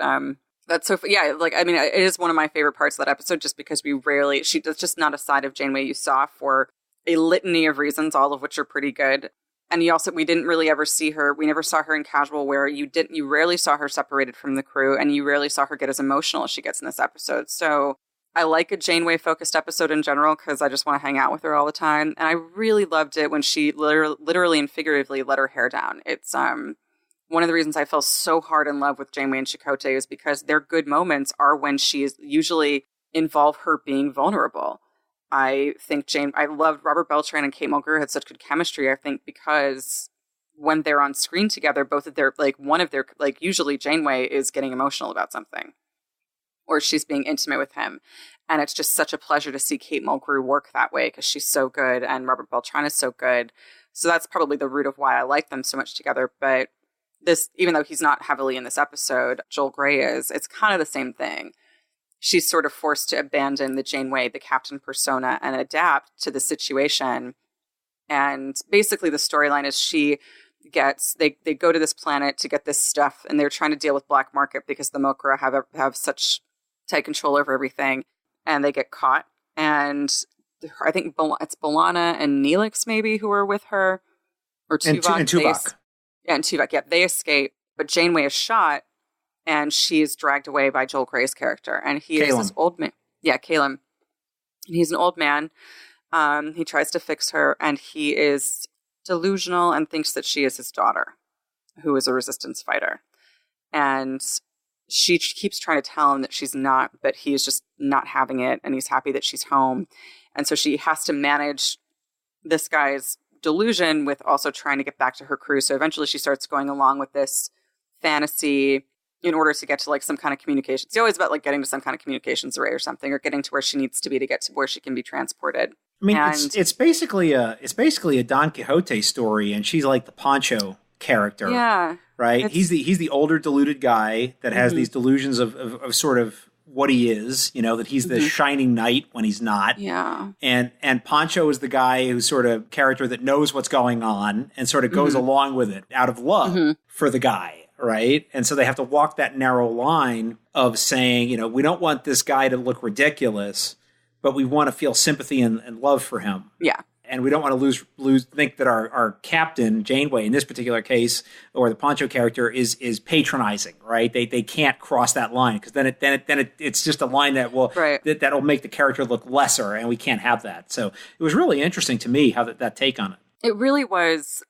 I think, and also I think that's so well wrought because of Joel Grey's performance. I mean, if you're not familiar with Joel Grey, he's a Tony Award winning, I believe he won an Oscar for Cabaret. Like, he is insanely talented. Oh, he's legit. Yeah, legendary actor. I was so excited to see him. I was so excited to see him on a guest star on Star Trek. And he plays this role beautifully. He's so heartbreaking and sympathetic, even though it's like you can see Janeway's frustration with him. But at some point, you find out from she gets in front of a Mokra, like one of the Mokra bosses, who is a villain through and through. And he tells her very coldly that his daughter tried to do the same thing that Janeway was doing, was trying to make it through these tunnels to get to these prisoners. And he's like, she barely made it through before she was shot. And that's when you learn that his daughter is dead. She's not missing. She's dead. And they keep sending him, like, here, like, every once in a while he tries to mount a rescue, and we just keep sending him back as an example to everyone else. And it just is absolutely devastating. But then he manages to kill that. And then Joel Grey, I think, manages to kill the boss guy before dying himself. Yeah, thank you. Augrus, played by the amazing Alan Scarf, who is actually the husband of Barbara March, who was Lursa. Oh my gosh! Generations. Yeah, that's how I know his name, because she just passed away. She just passed away as we record this, but I just want to say I loved his performance, and I loved how he enunciated everything that he said in this episode, including every syllable of every line as he spoke it. It was great. Every single consonant. She barely made it through the tunnels before she was shot. Like, just sticks with you. He was just fantastic in every possible way. I mean, really just stellar. And that's why this episode, I think, works, again, why this addition to Joel Grey and, like, Janeway, who's just kind of caught in the middle of this, why it works so well, because he really is, they paint these really broad stories that sort of are like a clear metaphor for fascism or oppression and resistance and things like that. And they try to tell you a story in 46 minutes, so it can't get as, I guess, rooted down always or grounded as it could be. But the fact that these performances are so good really stop this story from being silly and make it something incredibly poignant and touching and heartbreaking. I mean, the final, and like Janeway makes it out alive, and everyone's like, yeah, you're back and it's awesome. And the final scene of the episode the final shot is of her taking this necklace that he gave her that was his daughter's, in her writing room, and she just kind of holds it up to her face and looks off into the distance. And I don't know that she cries, but she's very, very sad. And it's just this really beautiful, just a really beautiful little story. And it always stuck out to me as one of the early episodes of Voyager that I didn't feel like we got a lot of those later on. It was a beautiful scene that sort of married in a lot of ways the Resican flute ending of Inner Light. You know, you see the captain alone in their room and they're looking at this object that has a meaning to them that no one else really understands. And so it was a beautiful parallel. But something that I think was an even stronger parallel is another piece of Trek that I want to talk about with you, which is the novel Mosaic, which I'm going to horribly, horribly abuse it and just call it Janeway's Tapestry novel.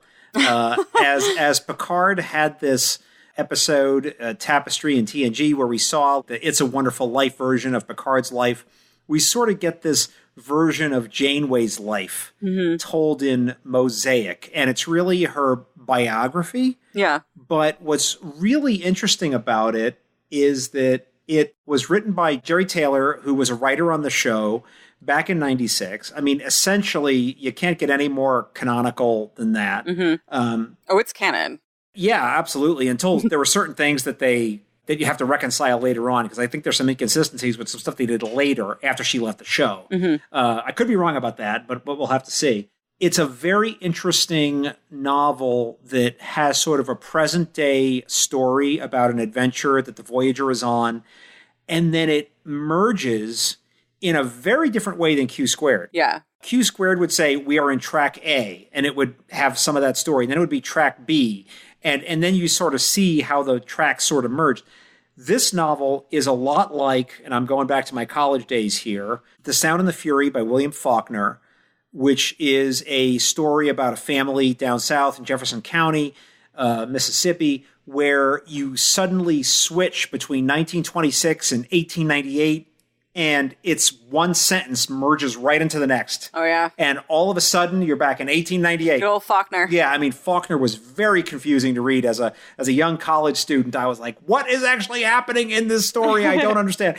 That is exactly what's happening in this story, because you'll have Janeway on the bridge, gets an electric shock. She passes out, and she's picked up by her father, who says, Golden Bug, what's going on? And you're immediately swapping timelines, and you're merging between the past and the present, and you've got this Kazon story that's in there. It's really, it's a story that demands something of the reader. You've really got to keep up with it.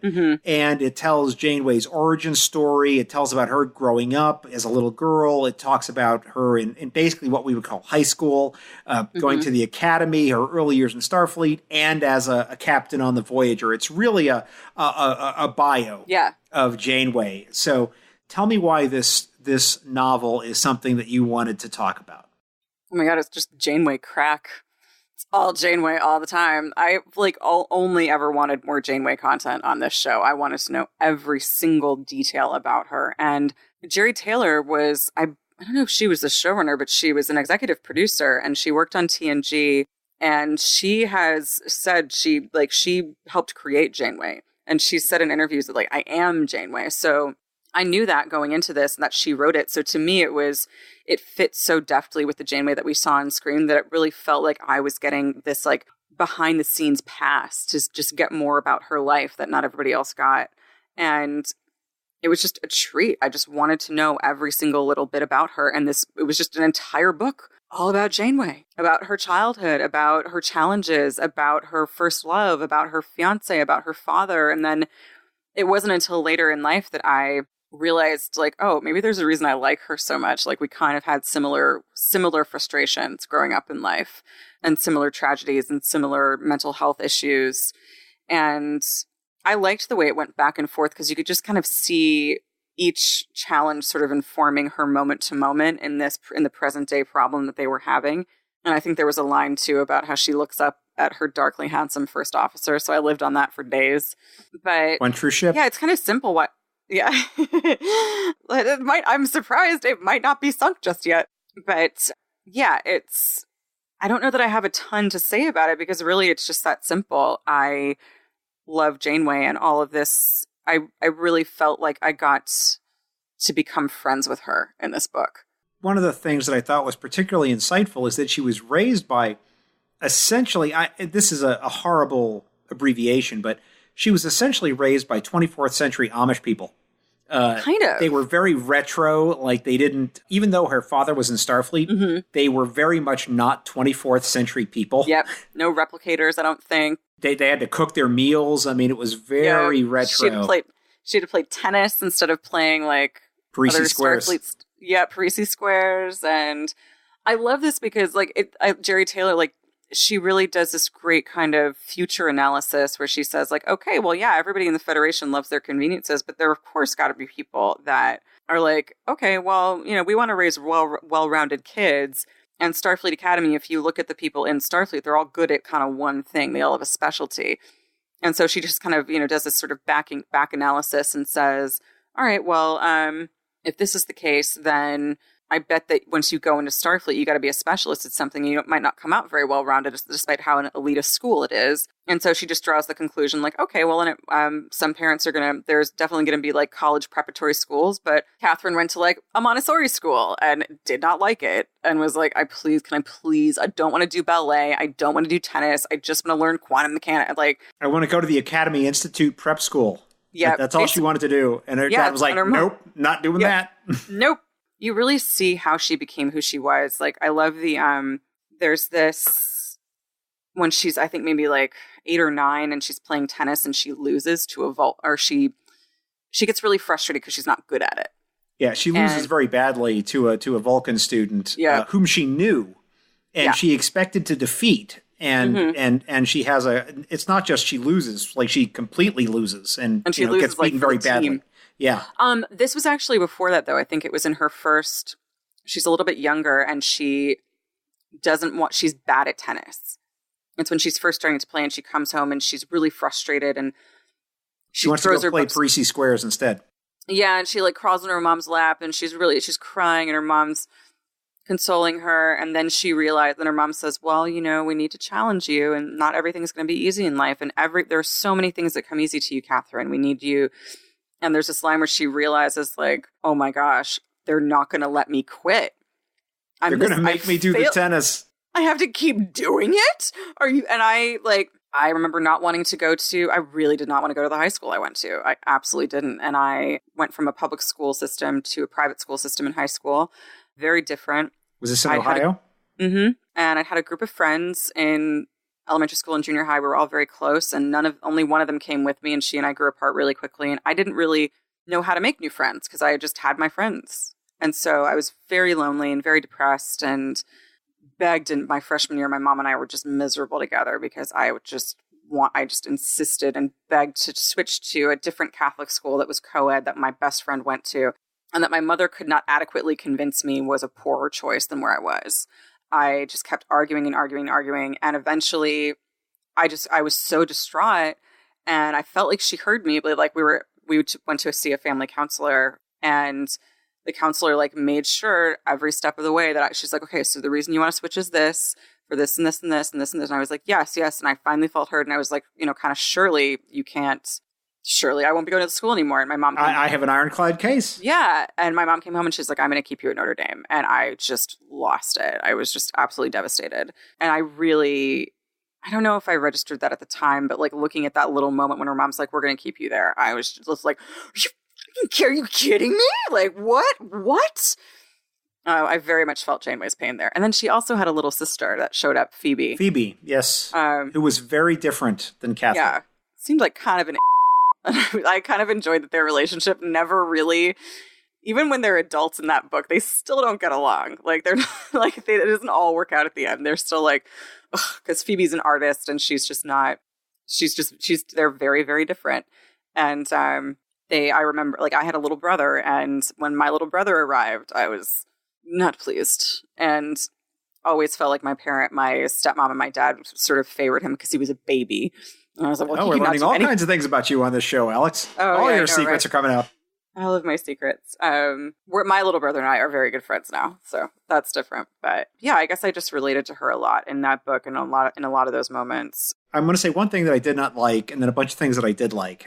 One of the things I did not like about this book is that every time they ran into another random Starfleet character, it would be people we knew.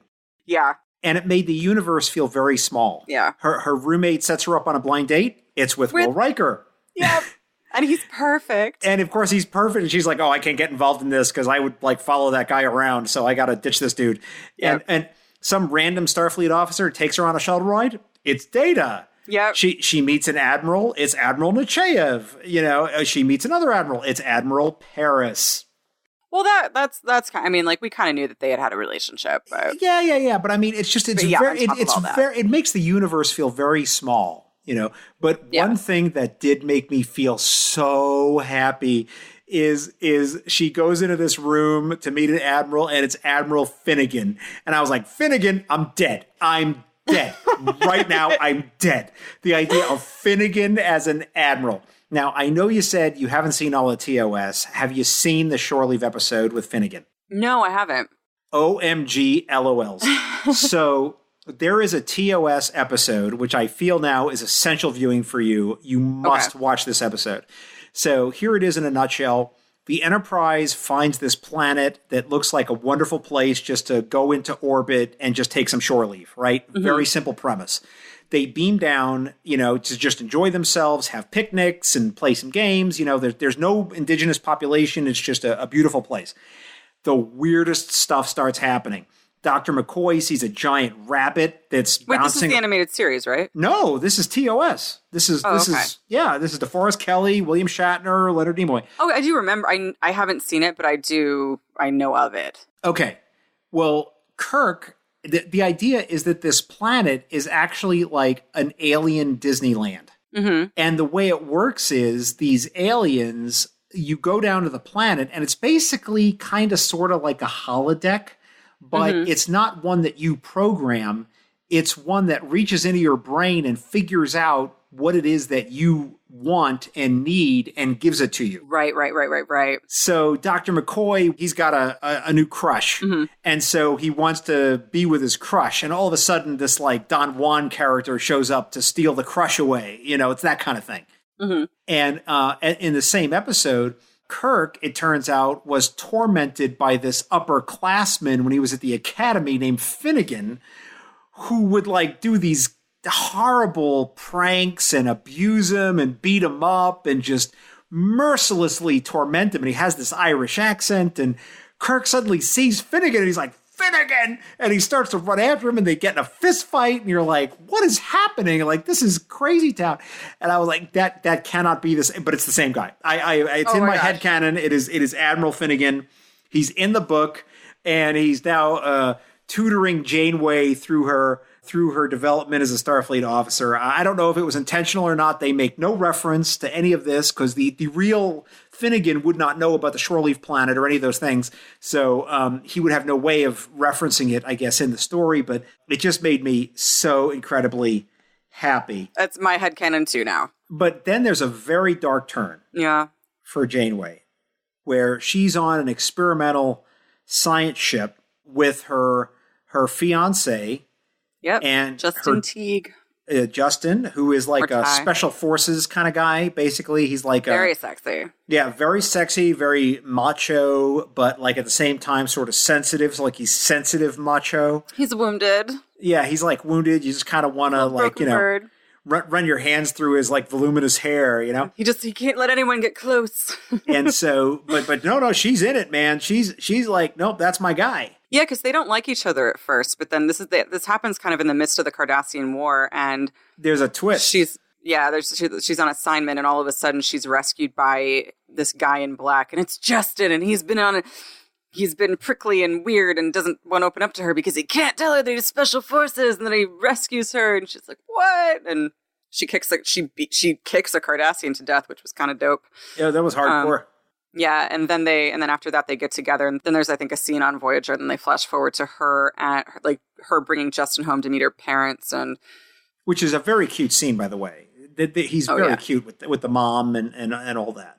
And Phoebe being an again, and Catherine just like wanting everything to be perfect and wanting it to be in control, and nobody's behaving the way she wants it to, and she just throws a huge tantrum. It's so funny. No, it's beautiful. But, that's not a sci-fi novel. That's like every daughter that's probably brought home a guy to meet the mom and the dad, in the history of the world, I would guess, wanting things to be just go a certain way and not having it go that exact way. It sort of went a little sideways. But to spoil it all for my listeners, she's on this science excursion with her father, who's a Starfleet admiral, and Justin, this hottie Starfleet guy. And swoon. Yeah, and it turns out that there's an accident, and it's like an experimental vessel. It's an experimental vessel. They're trying to do some new tech sciencey thing, with some new propulsion system or energy system or whatever it is. Doesn't even matter. And it turns out that there's a crash, and she is not able to save them. She's trying to use the transporter to save her father and the fiance. And she's not fast enough, smart enough, able enough, and it might not have even been her fault. It just might not have been humanly possible. We don't really know. Yeah, she tries to save them both because she realizes she only has enough energy. It's only enough energy to make an immediate transport of one person. And so she's like, you see her in her head, she tries to choose like her father or her fiance. And a lot of the book up until that point has been her beating these incredible odds to achieve these really incredible things. And you see her kind of leap milestone after milestone or leap hurdle after hurdle. And you see why she is so smart, and you see why she's a captain. You see why she's in the position that she's in, because in all these periods in her life, she's been exceptional. And it's in this one, and she's like, okay, I can do it. I'm Catherine Janeway. Like I can figure out a way to save them both. And she finally, like, the power raises and she transports them and nothing happens. And she looks and the ship is sunk beneath these ice caps. And they're gone. And what's interesting is the way I forget the placement of that story. Because I think when they tell it, there's a plane crash and she wakes up and she's told that they're dead and then it ends. And then the next chapter is she's at home. And you learn, I think, that her father and Justin have died. And throughout the novel, in the present, she keeps having these dreams about going into a house, and there's a room that needs, or on her ship, and a closed door. A closed door, and there's a room that needs to be cleaned, and then finally, I think in one of the last flashbacks, she goes to the room and it finally opens, and she's back on this ice planet, and that's when you find out what happened. It's like, because before it's just that there's a crash, and then you find out they died. You don't find out that she tried to save them, and that this is something that she just hasn't let herself remember, and I remember so vividly, like she wakes up and her leg is broken and she tries to save them. And all of a sudden she realizes that they're gone, and she starts stamping her broken leg on the ice because she needs something to rid her. That pain is preferable to losing these two men so traumatically and failing to save them. It's just really heartbreaking. What I think is notable about the way that Jerry Taylor tells the story is that she doesn't recover from this. It's not an issue where like, oh, we got 45 minutes to tell the story of the TV show. No, she goes into an actual full-on legit depression. Like an I'm not getting out of bed. Yeah. Like she basically we're talking like clinical, does not leave bed for weeks, maybe months. Her mom feeds her soup. Like she's so deeply traumatized and depressed by this. Even her sister, the zany brainy artist, is like, Kathy, you got to get out of bed, which was very unusual for the Phoebe character. She was not really that way. And she seemed kind of self-centered, and she wasn't like, that's when you see their relationship repair a little bit, that you see them get closer. But she makes the point too. She's like, Mom can't even grieve. We all lost them. And we know you lost Justin, and we know you're sad, but like Mom is so worried about you that she can't even grieve the loss of her husband. And like, you got to snap out of it, because it's not. And that was something I always went back to whenever I suffered from a depression and I was like very, very low. I always remembered that, and always remembered like, okay, we have to, like, it's not good to stay in bed. Like that was sort of the first seeing Janeway get out of bed and have to have someone take her out of bed. Like she doesn't get out under her own willpower. She would have stayed there. Like Phoebe comes in one morning and rips off the covers and she's like, get out, leave me alone. And then Phoebe comes back in and tosses a bucket of ice water on her. And she's like, you're going to get out because you want to, or you're going to get out because it's too uncomfortable to stay. I first met you by reading your article on StarTrek.com. You talked about your father. Mm-hmm. And I see a lot of parallels between this story and the story that we're talking about now, which is the Mosaic novel, and your story. I see a lot of parallels there. Why don't you lay that out for us and give us the thumbnail sketch of what those parallels are? The article that you're referring to is one I wrote for StarTrek.com about Father's Day. And I was watched an episode of Discovery, the one where Sonia Sohn returns as Gabrielle Burnham. And all of a sudden, Michael Burnham's mom is back. And the reaction that Michael Burnham has is joyful, but Gabrielle Burnham doesn't want to see her. So the reunion is really, really fraught. And that was something that I realized, I was like, oh, that's interesting. My dad's been gone for about 25 years now. And like, had he come back right now, there's really no wishing him back anymore, because if he did walk through the door right now, I would be happy to see him, but he'd either would have been like kept prisoner like Riker in Q Squared for so long and been in a ton of pain, or he would have like chosen to leave us. So there's not even, and it just occurred to me, I was like, oh, this grief, like loss, this kind of loss really grows with you and changes. And I thought about how Star Trek had really been present for me at a lot of different iterations of my dad's death and a lot of different iterations of my grief. Like I said before, after he died, I really got lost in Star Trek The Next Generation because it was this. So his death was unexpected. Yeah. He passed away in a motorcycle accident. And like kind of got a motorcycle as a bit of a midlife crisis thing. So he was not a motorcycle rider. So it was very quite out of the blue for everyone. And really, like, I related a lot to the way Janeway kind of worshipped her dad and wanted his approval. And they detail in Mosaic how they have kind of a distant relationship while she's a teenager, because he is very involved in dealing with the Cardassian War and he's not home less. So she feels really abandoned by him. And my dad my parents were divorced, and I kind of felt that way too sometimes, that I wasn't his first priority. And so we kind of paralleled that.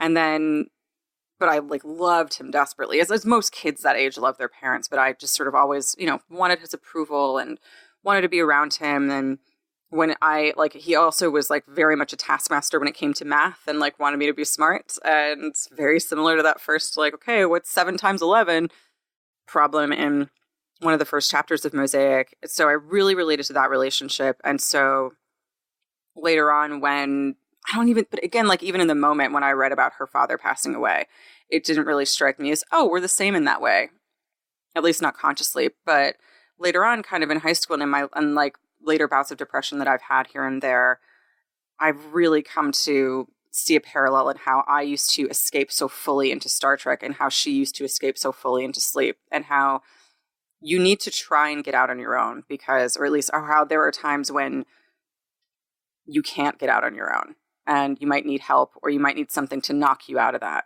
a little bit.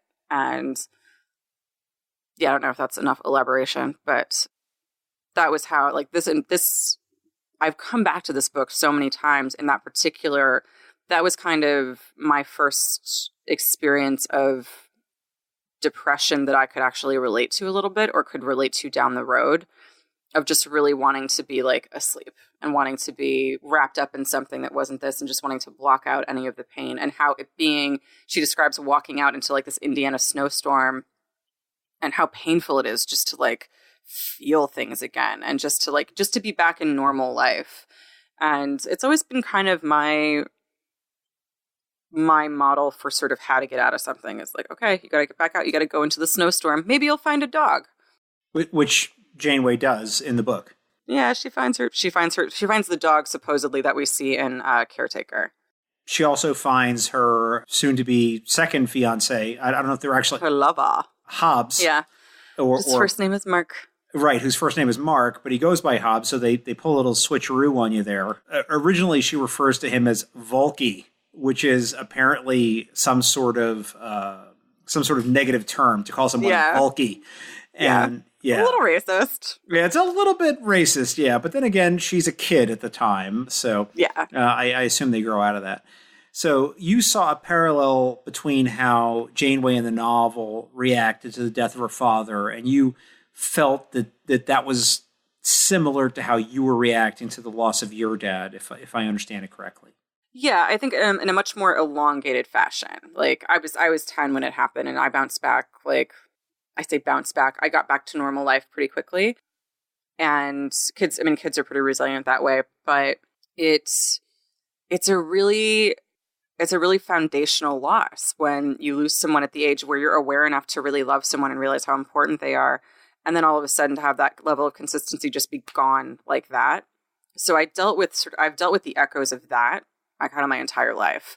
And there's always, I think, a sadness there that will never go away. So maybe I'm just more prone, or maybe it's also just hereditary or whatever. But I tend to be, when I was in high school and like deep in the throes of the Voyager obsession, it's no surprise that I was also miserable in high school and dealt with my first bout of depression.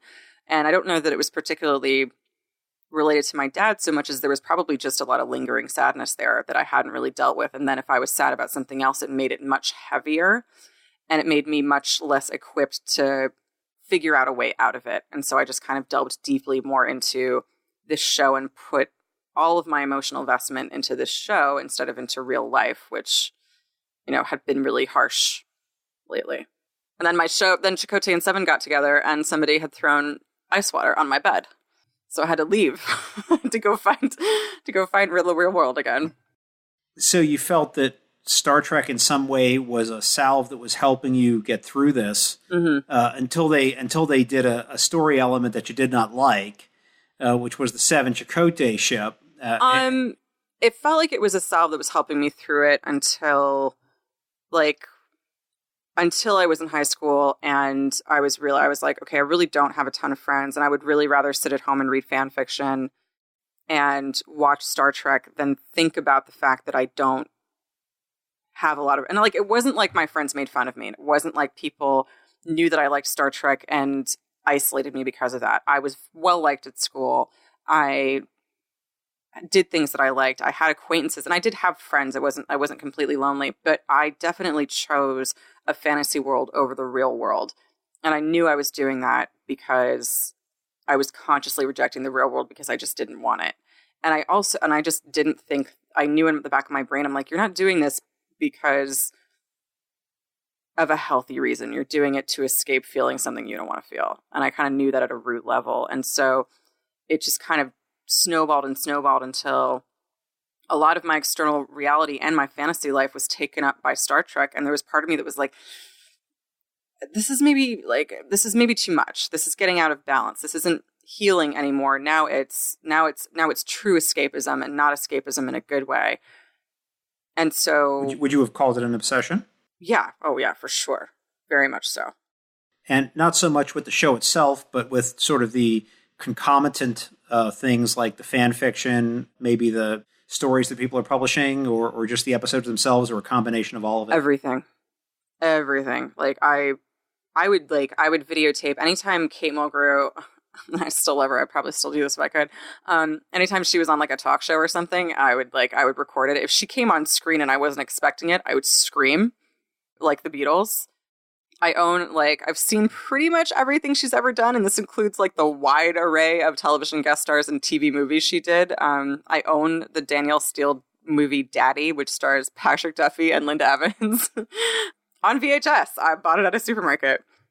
So it was just a lack. I still have that love for Star Trek. I still want to eat up every single bit of it, despite not having seen every episode. And I still have a great tenderness for it. But I can totally recognize that at that point in my life, I was willfully choosing to live in something that wasn't sustainable. And that just wasn't really healthy. Just to escape, like, kind of living in a genuine world. And so you separated yourself from Star Trek, and then you came back to it. Yeah. How do you adjudicate your fandom such that it doesn't become unhealthy for you again? You make it your job. Or just like diversify your fandoms a little bit, and then it really helps that now like being a fan is very cool. So I think I took that break from college. I took that break in college, and I also was an actor and loved theater and loved that kind of stuff too. So I'm an obsessive person by nature. So I tend to just love everything hard. I'm a natural fan. It's really easy to get me excited.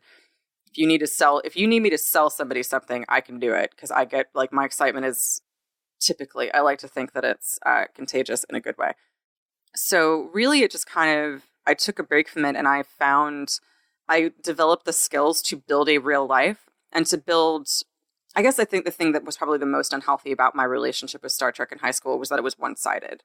And I was putting all this energy into it. But these are television shows and these are books and they don't give anything back to you. They don't change according to your wishes. Like when I see people in the Star Wars fandom, say, or in the Game of Thrones fandom react to the shows and the movies as violently as they have and feel as personally betrayed. I can get that you really being very frustrated with how something ended. God knows I've been there. But when you feel personally betrayed, when you take it as something that someone did to spite you, that someone did on purpose, that's when I think it crosses a line that you are too emotionally invested in something that you can't control. And that's in something that owes you nothing. These shows and these stories owe us nothing. And you kind of like, you can get emotionally invested and really, really love it, but you take a risk that they're going to go with that when you make them your inner set dressing, your like mental set dressing, and that's your safe place in your fantasy world. You have to take the risk that at some point, the writer who's in charge of that is going to write something that you don't want to live in. And that feels like a personal betrayal. And that's sort of that's how I try to live my life with realistic hopes and dreams. And I try to live my life daydreaming about things that can actually happen, and then enjoying Star Trek and enjoying fandoms for the entertainment value and for the genuine love and passion I have for it, but also always stopping short at maybe getting angry that something didn't happen the way I wanted it to, or getting really, really, really upset as I would if a friend betrayed me, if, somebody stole something from me. Because that's just, I think it's a dangerous amount of emotional capital to spend on something that never owed you anything in the first place. So that's kind of, I hope that's articulate enough. That's kind of how I try to draw the line, just because you can, it's not worth damaging yourself emotionally for anything that is for entertainment value, I don't think. I have a different perspective. Not radically different, but let me offer it up and we'll see what we want to do with it. Let me couch this really quickly, though. This is not me putting judgment on anybody else for how they fan. And if this is not me saying, looking at people online and seeing the intensity of their responses. The people I'm speaking about are the people who are being completely unreasonable in their expectations of certain things. But in terms of just fandom, if you like to live with Star Trek inside your head and that works for you, and you get as emotionally wrapped around it as I'm talking about, but you can have a healthy relationship with that, by all means. To me, it was a little bit of an addiction situation where I'm like, this is not good for me. So it's I don't want any of this to come off as me saying it as a rule that applies to everyone. I get that, Alex. It's okay. Mm-hmm. Well, let me offer you a real example that has to do with the podcast, right? So when I originally set up this podcast 2 years ago, I was thinking about it, and I launched it about 1.5 years ago. And I made the decision within the first few nanoseconds of deciding to do it that it was going to be a non-commercial show. Mm-hmm. And there's not going to be advertisers. There's not going to be ads. There's not going to be sponsors. There's not going to be any of that. For a while, I was part of a network, and one of the things I had to do on the network was we had Patreon supporters. Oh, yeah. Who would support the network. Then I brought the show independent after that. And I am very clear that one of the things I do in the show is that I do not want any money for the show. Mm-hmm. This podcast is 100% free, and as long as I am here and still doing it, it will be 100% free, and I don't want to take even a nickel for it, because the minute I take a penny from somebody for it, that means that they have a claim on me. And, maybe I'm not releasing episodes fast enough, or I'm not having the kind of guests they like, or all that, and I'm always happy to receive the feedback or comments, but as it is now, this is purely a labor of love. And mm-hmm. I give it to people and they can enjoy it. And I hope they enjoy listening to my guests. And I hope they learn something about their fandom and they appreciate Star Trek more by listening to this. But they have no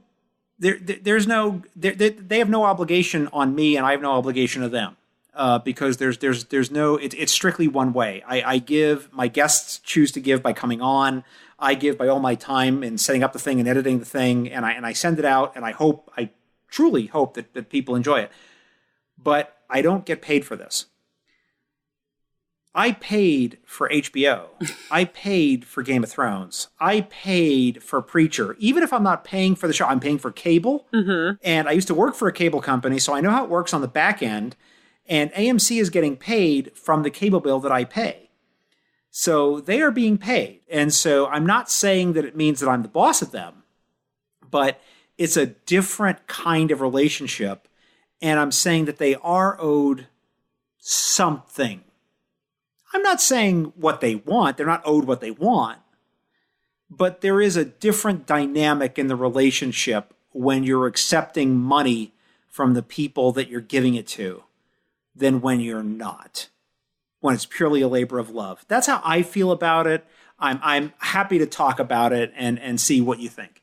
No, I think that makes sense. And I think that certainly muddies the waters a little bit, especially when it comes to HBO. But I think it's tough when you make, like, I guess I would say what you're paying for is for shows, for content at the level of Game of Thrones and, say, Star Wars, say the MCU to exist. You're paying a premium so people can have premium content. Beyond that, beyond that, you can't pay for any part or any element of story or the way for something to turn out or something, because what you want at the end of the day is the best result of a creative process. And that takes money and it takes creative freedom.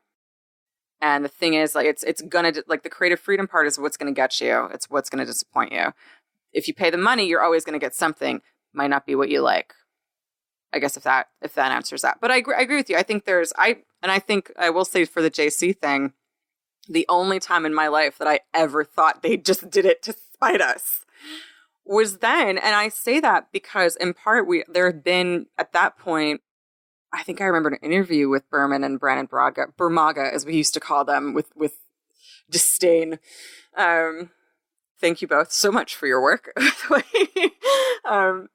But I think they somebody mentioned, like, oh, well, you have a lot of fans who appreciate these couples. And he's like, oh, yeah, the shippers. I remember hearing that or reading that and hearing the sarcasm in it. And I felt a little personally offended because I was like, okay, you can't toy with us. You can't mess with us. Like, we are your fans, and we're not paying in money necessarily because it's not behind a paywall, but we're paying in passion. And the reason Star Trek exists is because of passion and shippers have incredible amounts of passion. And I think modern entertainment, no doubt. Yeah, like soap operas knew how to take advantage of that and leverage that. And modern television eventually figured that out. And like, oh, yeah, if somebody's a fan of a couple, this is going to result in an incredibly loyal fan base. So I do see that there's an exchange to a degree. And I think, I guess I would say, like, you're owed not being taken for granted. So, Alex, it sounds like this Mosaic novel was really a story that paralleled your own life and really gave you a deeper insight into yourself through Star Trek. And that sounds like a very positive thing. I hope it was. What did you think? I think Star Trek, my relationship with Star Trek, like my relationship with my dad and my relationship with that grief, has evolved as I've evolved. And it's sort of a bittersweet discovery, and I don't know that everybody will agree with this, but I think a loss of that degree typically it doesn't ever really go away. It just evolves. I still find myself tripped up by it. I still find myself discovering new things about it. And it's the same with Star Trek in a more delightful way. Star Trek has really grown with me. My relationship with it has changed over the years, both positively and negatively. But now more, it's just sort of a delightful discovery because now it's almost like a family member. It's really hard for me to be disappointed in Star Trek because I'm just so happy it's around typically. So, and now it's actually not disappointed, I should say. It's very hard for me to be critical of Star Trek. So that's another reason that, I don't know, the Disco Trek I don't know. It's a reason I'm not great at writing about Star Trek because I either get very fired up and very angry about something, or I'm just like, I don't know, it was all good. It was just really great. Did you guys see it when they transported in midair? It was so dope. Like, yeah, I'm kind of useless when that happens. So, why does Star Trek matter to you? I think for a lot of the reasons that we just talked about, it really has been sort of a personal companion to me and has helped me, has been my solace, has manifested some unhealthy behavior in me and has made me aware of my capacity to really shut out the world. And has now served as something that brings me together with a lot of different people in ways that I like. And I think we all take for granted the eternal optimism of Star Trek, but that's important. The idea that there's a vision of a world that is an actual goalpost, something that with every episode is showing us like, we can get here. We've literally aped all of the technology. We have pads. We have automatic doors. We are on our way to holodecks, friends. Guarantee you we are. We kind of have replicators with 3D printers. You can 3D print pancakes. And as far as I'm concerned, that's a replicator. And so it feels like one day we should be able to get to the point where we achieve world peace and we're well behaved enough to make friends with other races. So I think it's important to me because it's informed a lot of my life emotionally, but it's also informed a lot of the way that I see the best in people and really try to be a little selfless and to try to go out in the universe and do good. And to just sort of have my goals in life to not necessarily be personal enhancement, but to just go out and learn about stuff and to just be excited to be alive and to be excited to how I don't want to put this. It's going to sound super crunchy or hippie no matter what I say. Be as crunchy as you want, because that's all right. I think I think I've always been this way. I've always liked learning about new cultures. I've always been really interested in other people, which automatically I think makes you more accepting if you're more curious. And Star Trek has been sort of a constant companion to me in that journey and showing me a really, really, really good examples of people doing that. And every time I might feel that faltering, there's Star Trek to watch. And I'm like, nah, it's pretty good to be like open and liberal because you're probably going to get to explore space soon. And everybody's really smart. So, yeah, very long-winded answer to that, but I'm sure a lot of people feel the same. Well, Alexandra, I got to tell you, I've enjoyed talking to you, but the M5 is furiously signaling me that it is time for the Kobayashi Maru. The Kobayashi Maru is a challenging and difficult test, cunningly prepared by the M5 computer. Should you not only survive the test, but pass it as well, the M5 will award you an honorary Star Trek title. Are you ready, Alexandra? I'm so ready. All I'm thinking about right now is Geordi and that Deanna episode when she has to send him into the Jeffries tube to his death. I feel like it's going to be these decisions. I feel like I'm going to have to make some hard decisions. M5, load the Kobayashi Maru simulation and prepare to record Alex's responses. Simulation ready for activation. Question 1. It's lunchtime on Voyager. Neelix has on offer Jabalian omelets or Leola root stew. What do you have? Jabalian omelets. Question 2. You've won an all-expense-paid vacation to one of these fine destinations. Take your pick. The frigid ice caves of Andoria or the fierce and untamed jungles of Orion. Orion. Who's chasing you, Starfleet Cadet? The Kazon or the Vidians? Kazon. Would you rather attend an art show of Kira Nerys original sculptures or an evening of readings from Data's original cat poems? Oh, Kira Nerys sculptures. Which is worse, 5,000 hungry tribbles in your house or one angry Sailot in your car? Tribbles. Simulation complete. M5, please compute the results and tell us if our guest has passed the Kobayashi Maru. M5 is calculating.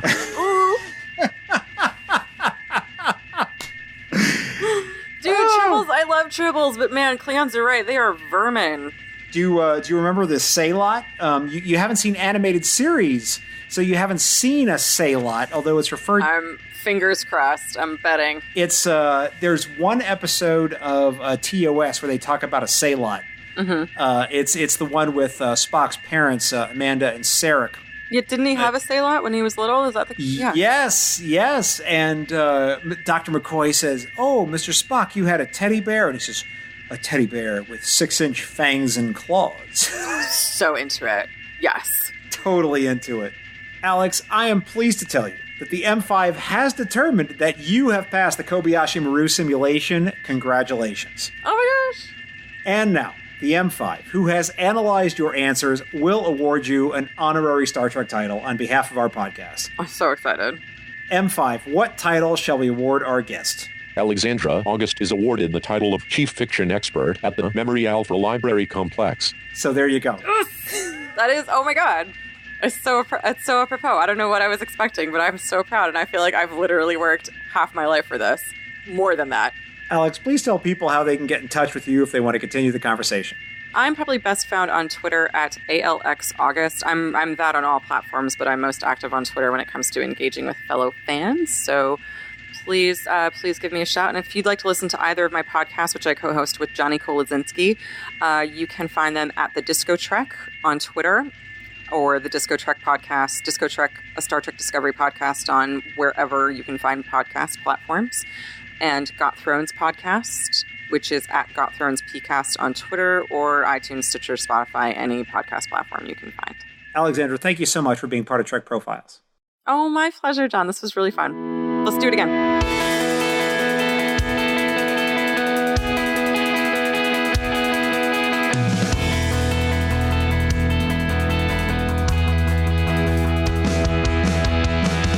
Here ends this installment of the Trek Profiles podcast. And before we offer a Trek quote to close this episode, I'd like to remind you that you may send us your suggestions and feedback, your furious rants about your Star Trek headcanon, or your selfie videos of imitating Riker sitting down to feedback@trekprofiles.com, or on Facebook or Twitter at Trek Profiles.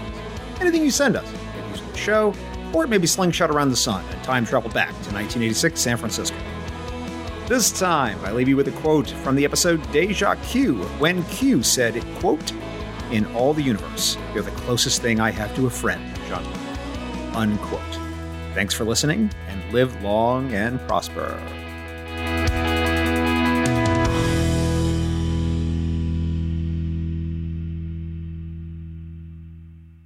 This handcrafted podcast is brought to you by Stars and Sky Media Lab. It's cosmic.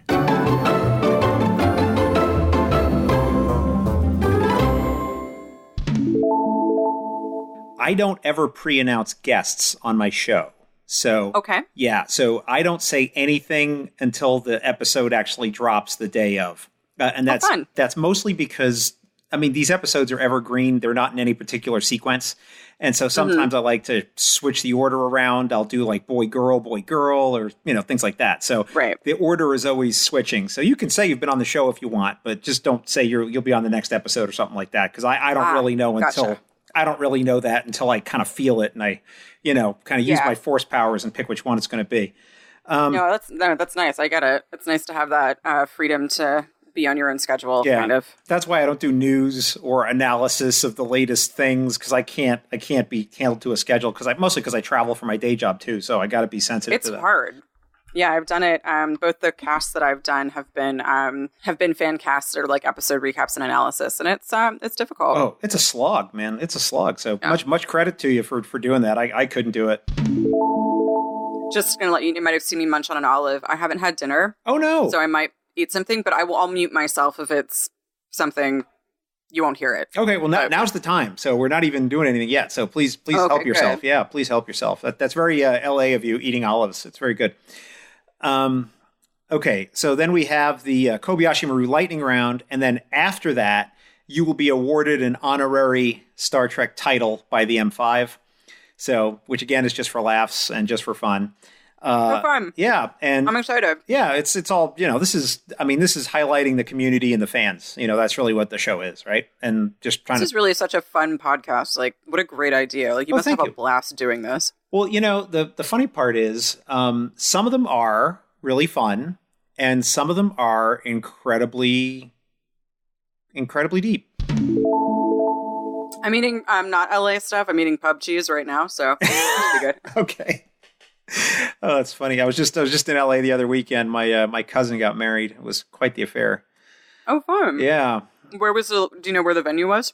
Well, he got married in the church. We're Armenian. My whole family's Armenian, so they got married up in Glendale. And I was just say Glendale. Yeah, in one of the Armenian churches, and then they had the reception at this place called Vibiana. Do you know what that is? I've heard of it. Yeah. It used to be the Catholic cathedral in L.A.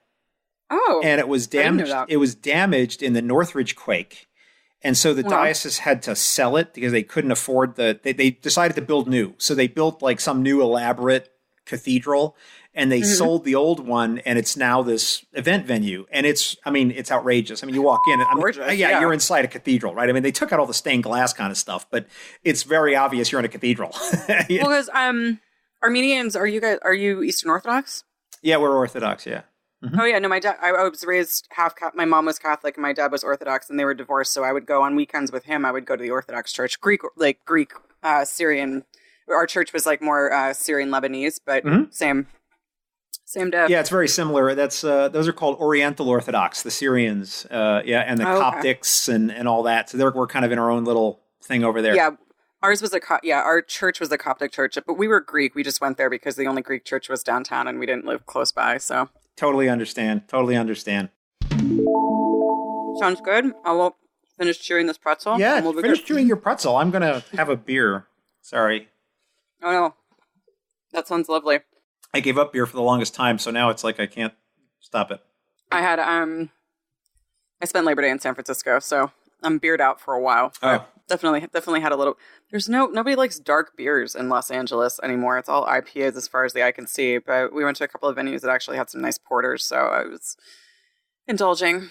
Somebody put a thing on Twitter a while ago. I don't know if you saw it, but someone said IPA is basically pumpkin spice for middle-aged white dudes. Wow, I love it.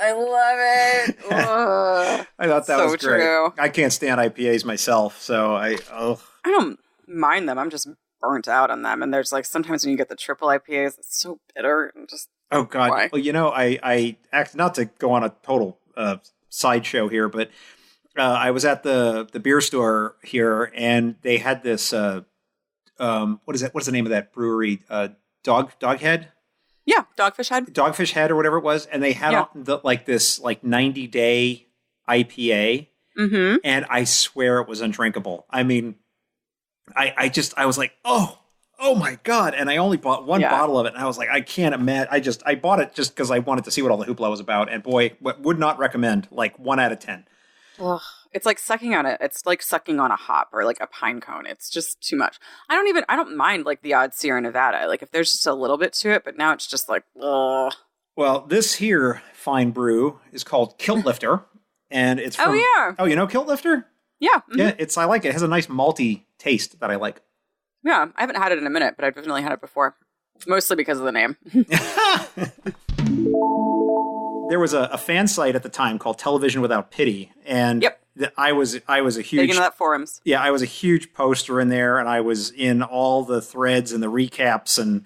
We've probably met online then. Oh, all right. Don't ask me my username, because first of all, I wouldn't remember it in a second. I don't know what kind of embarrassing, horrible details people would dig up if they were to find that stuff up, because I could be snarky as heck if I didn't like anything. It was kind of vicious, but that's how Television Without Pity was.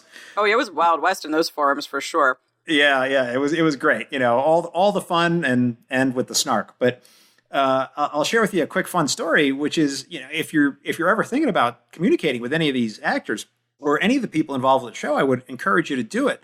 There's a story I've told. I believe I told it on the podcast before. So I apologize for my listeners if they haven't heard me say this, but if they've heard me say this before. But I was really big in a show called Babylon 5 back in the 90s. Oh, yeah. And I wrote a letter to an actor on the show. And I was actually at my house in New England at the time. I was watching the show, and the phone rings. He called me. And are you serious? Yeah, I answered the phone, and I was like, "Hello." And this guy says, "Yes, may I speak with John Gregorian?" And I was like, "Yeah, that's me." He's like, "My name is Peter Jurassic. I'm an actor. You wrote me a letter." And I said, "Oh my god, what?" You know? And he says, "You wrote me a letter." He says, "I wait." It gets even better. He says, "I happen to be visiting my sister who lives 3 doors down from you. I want to come by and give you an autograph letter, an autograph photo." Oh my god! And I'm like, 3 doors down. I was like, I knew all my neighbors, and I was like, and I knew that lady, and that was not her last name.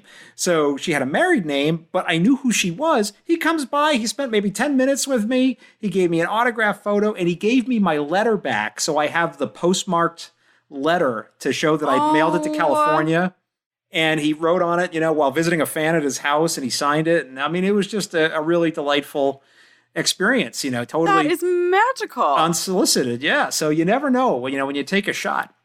That is a good point. Well, the M5 is telling me we have one more episode to talk about. Okay. So let's talk about Star Trek Discovery, Despite Yourself.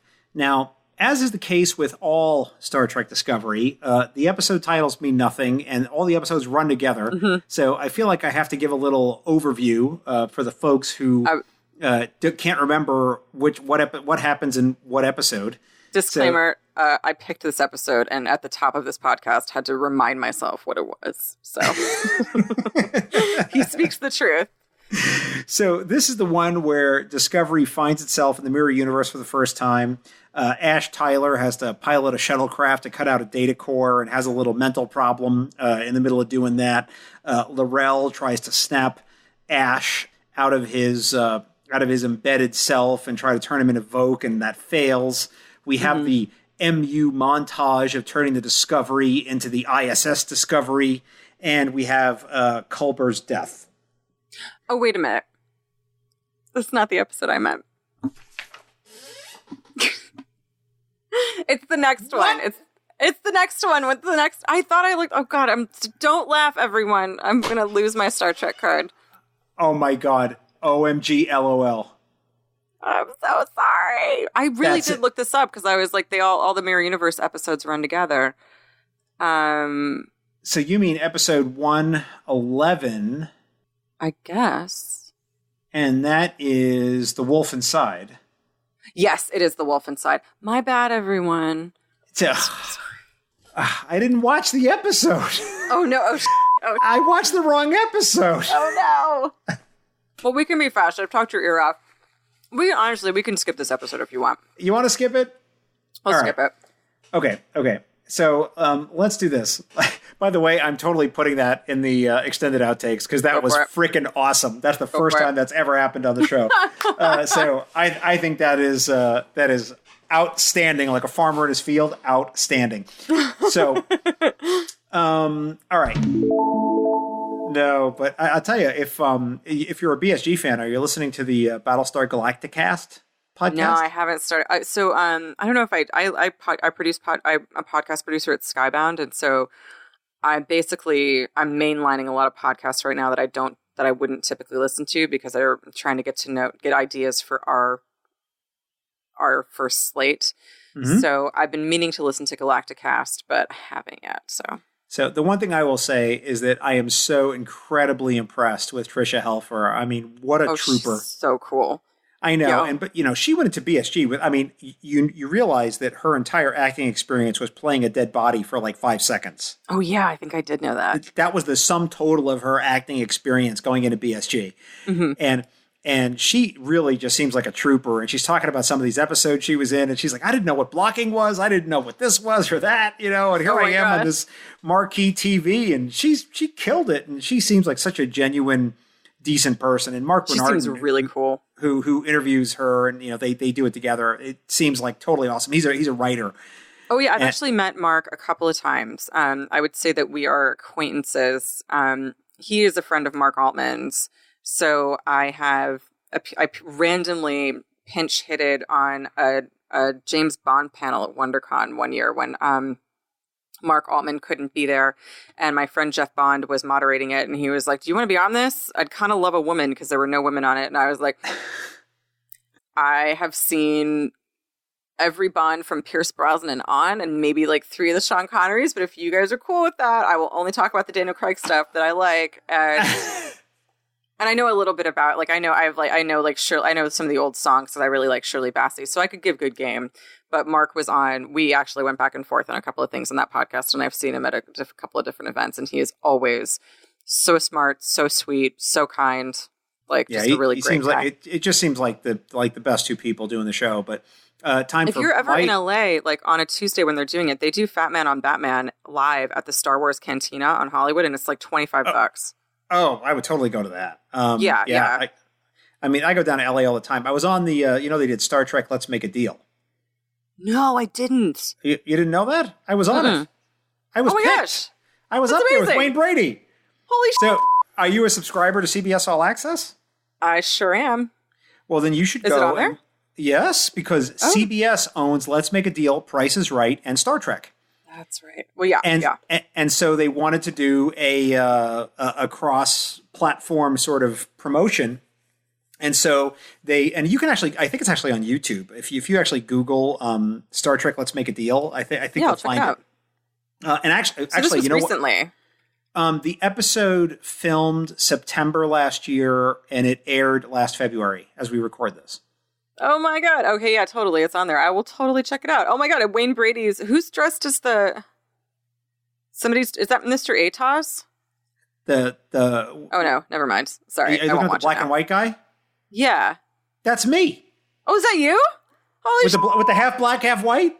Yeah. That's me. Sorry, it was just the thumbnail and the little the cursor was obscuring your face. Oh my God! Congratulations! I will totally watch that. So I was actually on the show. I got picked and everything. Yeah.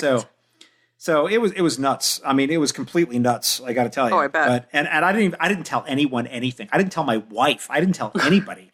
I mean, they knew that I was attended a taping, and they tell you, you can't tell anybody anything. So I didn't tell anybody anything. There's a game show. I've actually been up for a couple of game shows because why the not? And they're always casting because there's tons of game shows and they always need audience members and contestants. So I've been up for a couple of them, and I actually got flown out to be on the Weakest Link College Edition.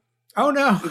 Yeah, it was really when I was still living in this. Oh God, dream trip. I was totally starry-eyed. It was great, but I didn't get on the show because they take a full extra cast of people, because if you wave to anyone in the studio, if you say hello to anyone in the studio, they take that to mean that you know someone, and they will immediately disqualify you because of the game show scandals in the 50s. They can't take the risk that you have any clue, that you have any prior knowledge of questions. And so, and also if you talk about anything afterwards, they'll just take away your winnings. Yeah, well, they told us at Let's Make a Deal that whatever you win, if you win anything, you will not get your prize until 30 to 60 days after the episode airs. Yeah. And if you talk, if you post, if you tweet, if you go on the Bookie Face or any of those things and you talk about it, you're not going to get anything. Yeah. So I didn't say anything, but I kept telling people, y'all should watch. It's going to be on in February. Y'all should watch. My work did a viewing party. So we went, we had pizzas and ice cream, and everyone would be like, why are we doing this? Are you on the show? I was like, I attended the taping. Y'all should watch, Sure enough, they called me, and I was like, what? That's so fun. Oh my gosh, good for you. It'd be really hard for me to keep that secret. Oh, no, that was easy. That was easy. That was easy peasy. It was all good. It was all good.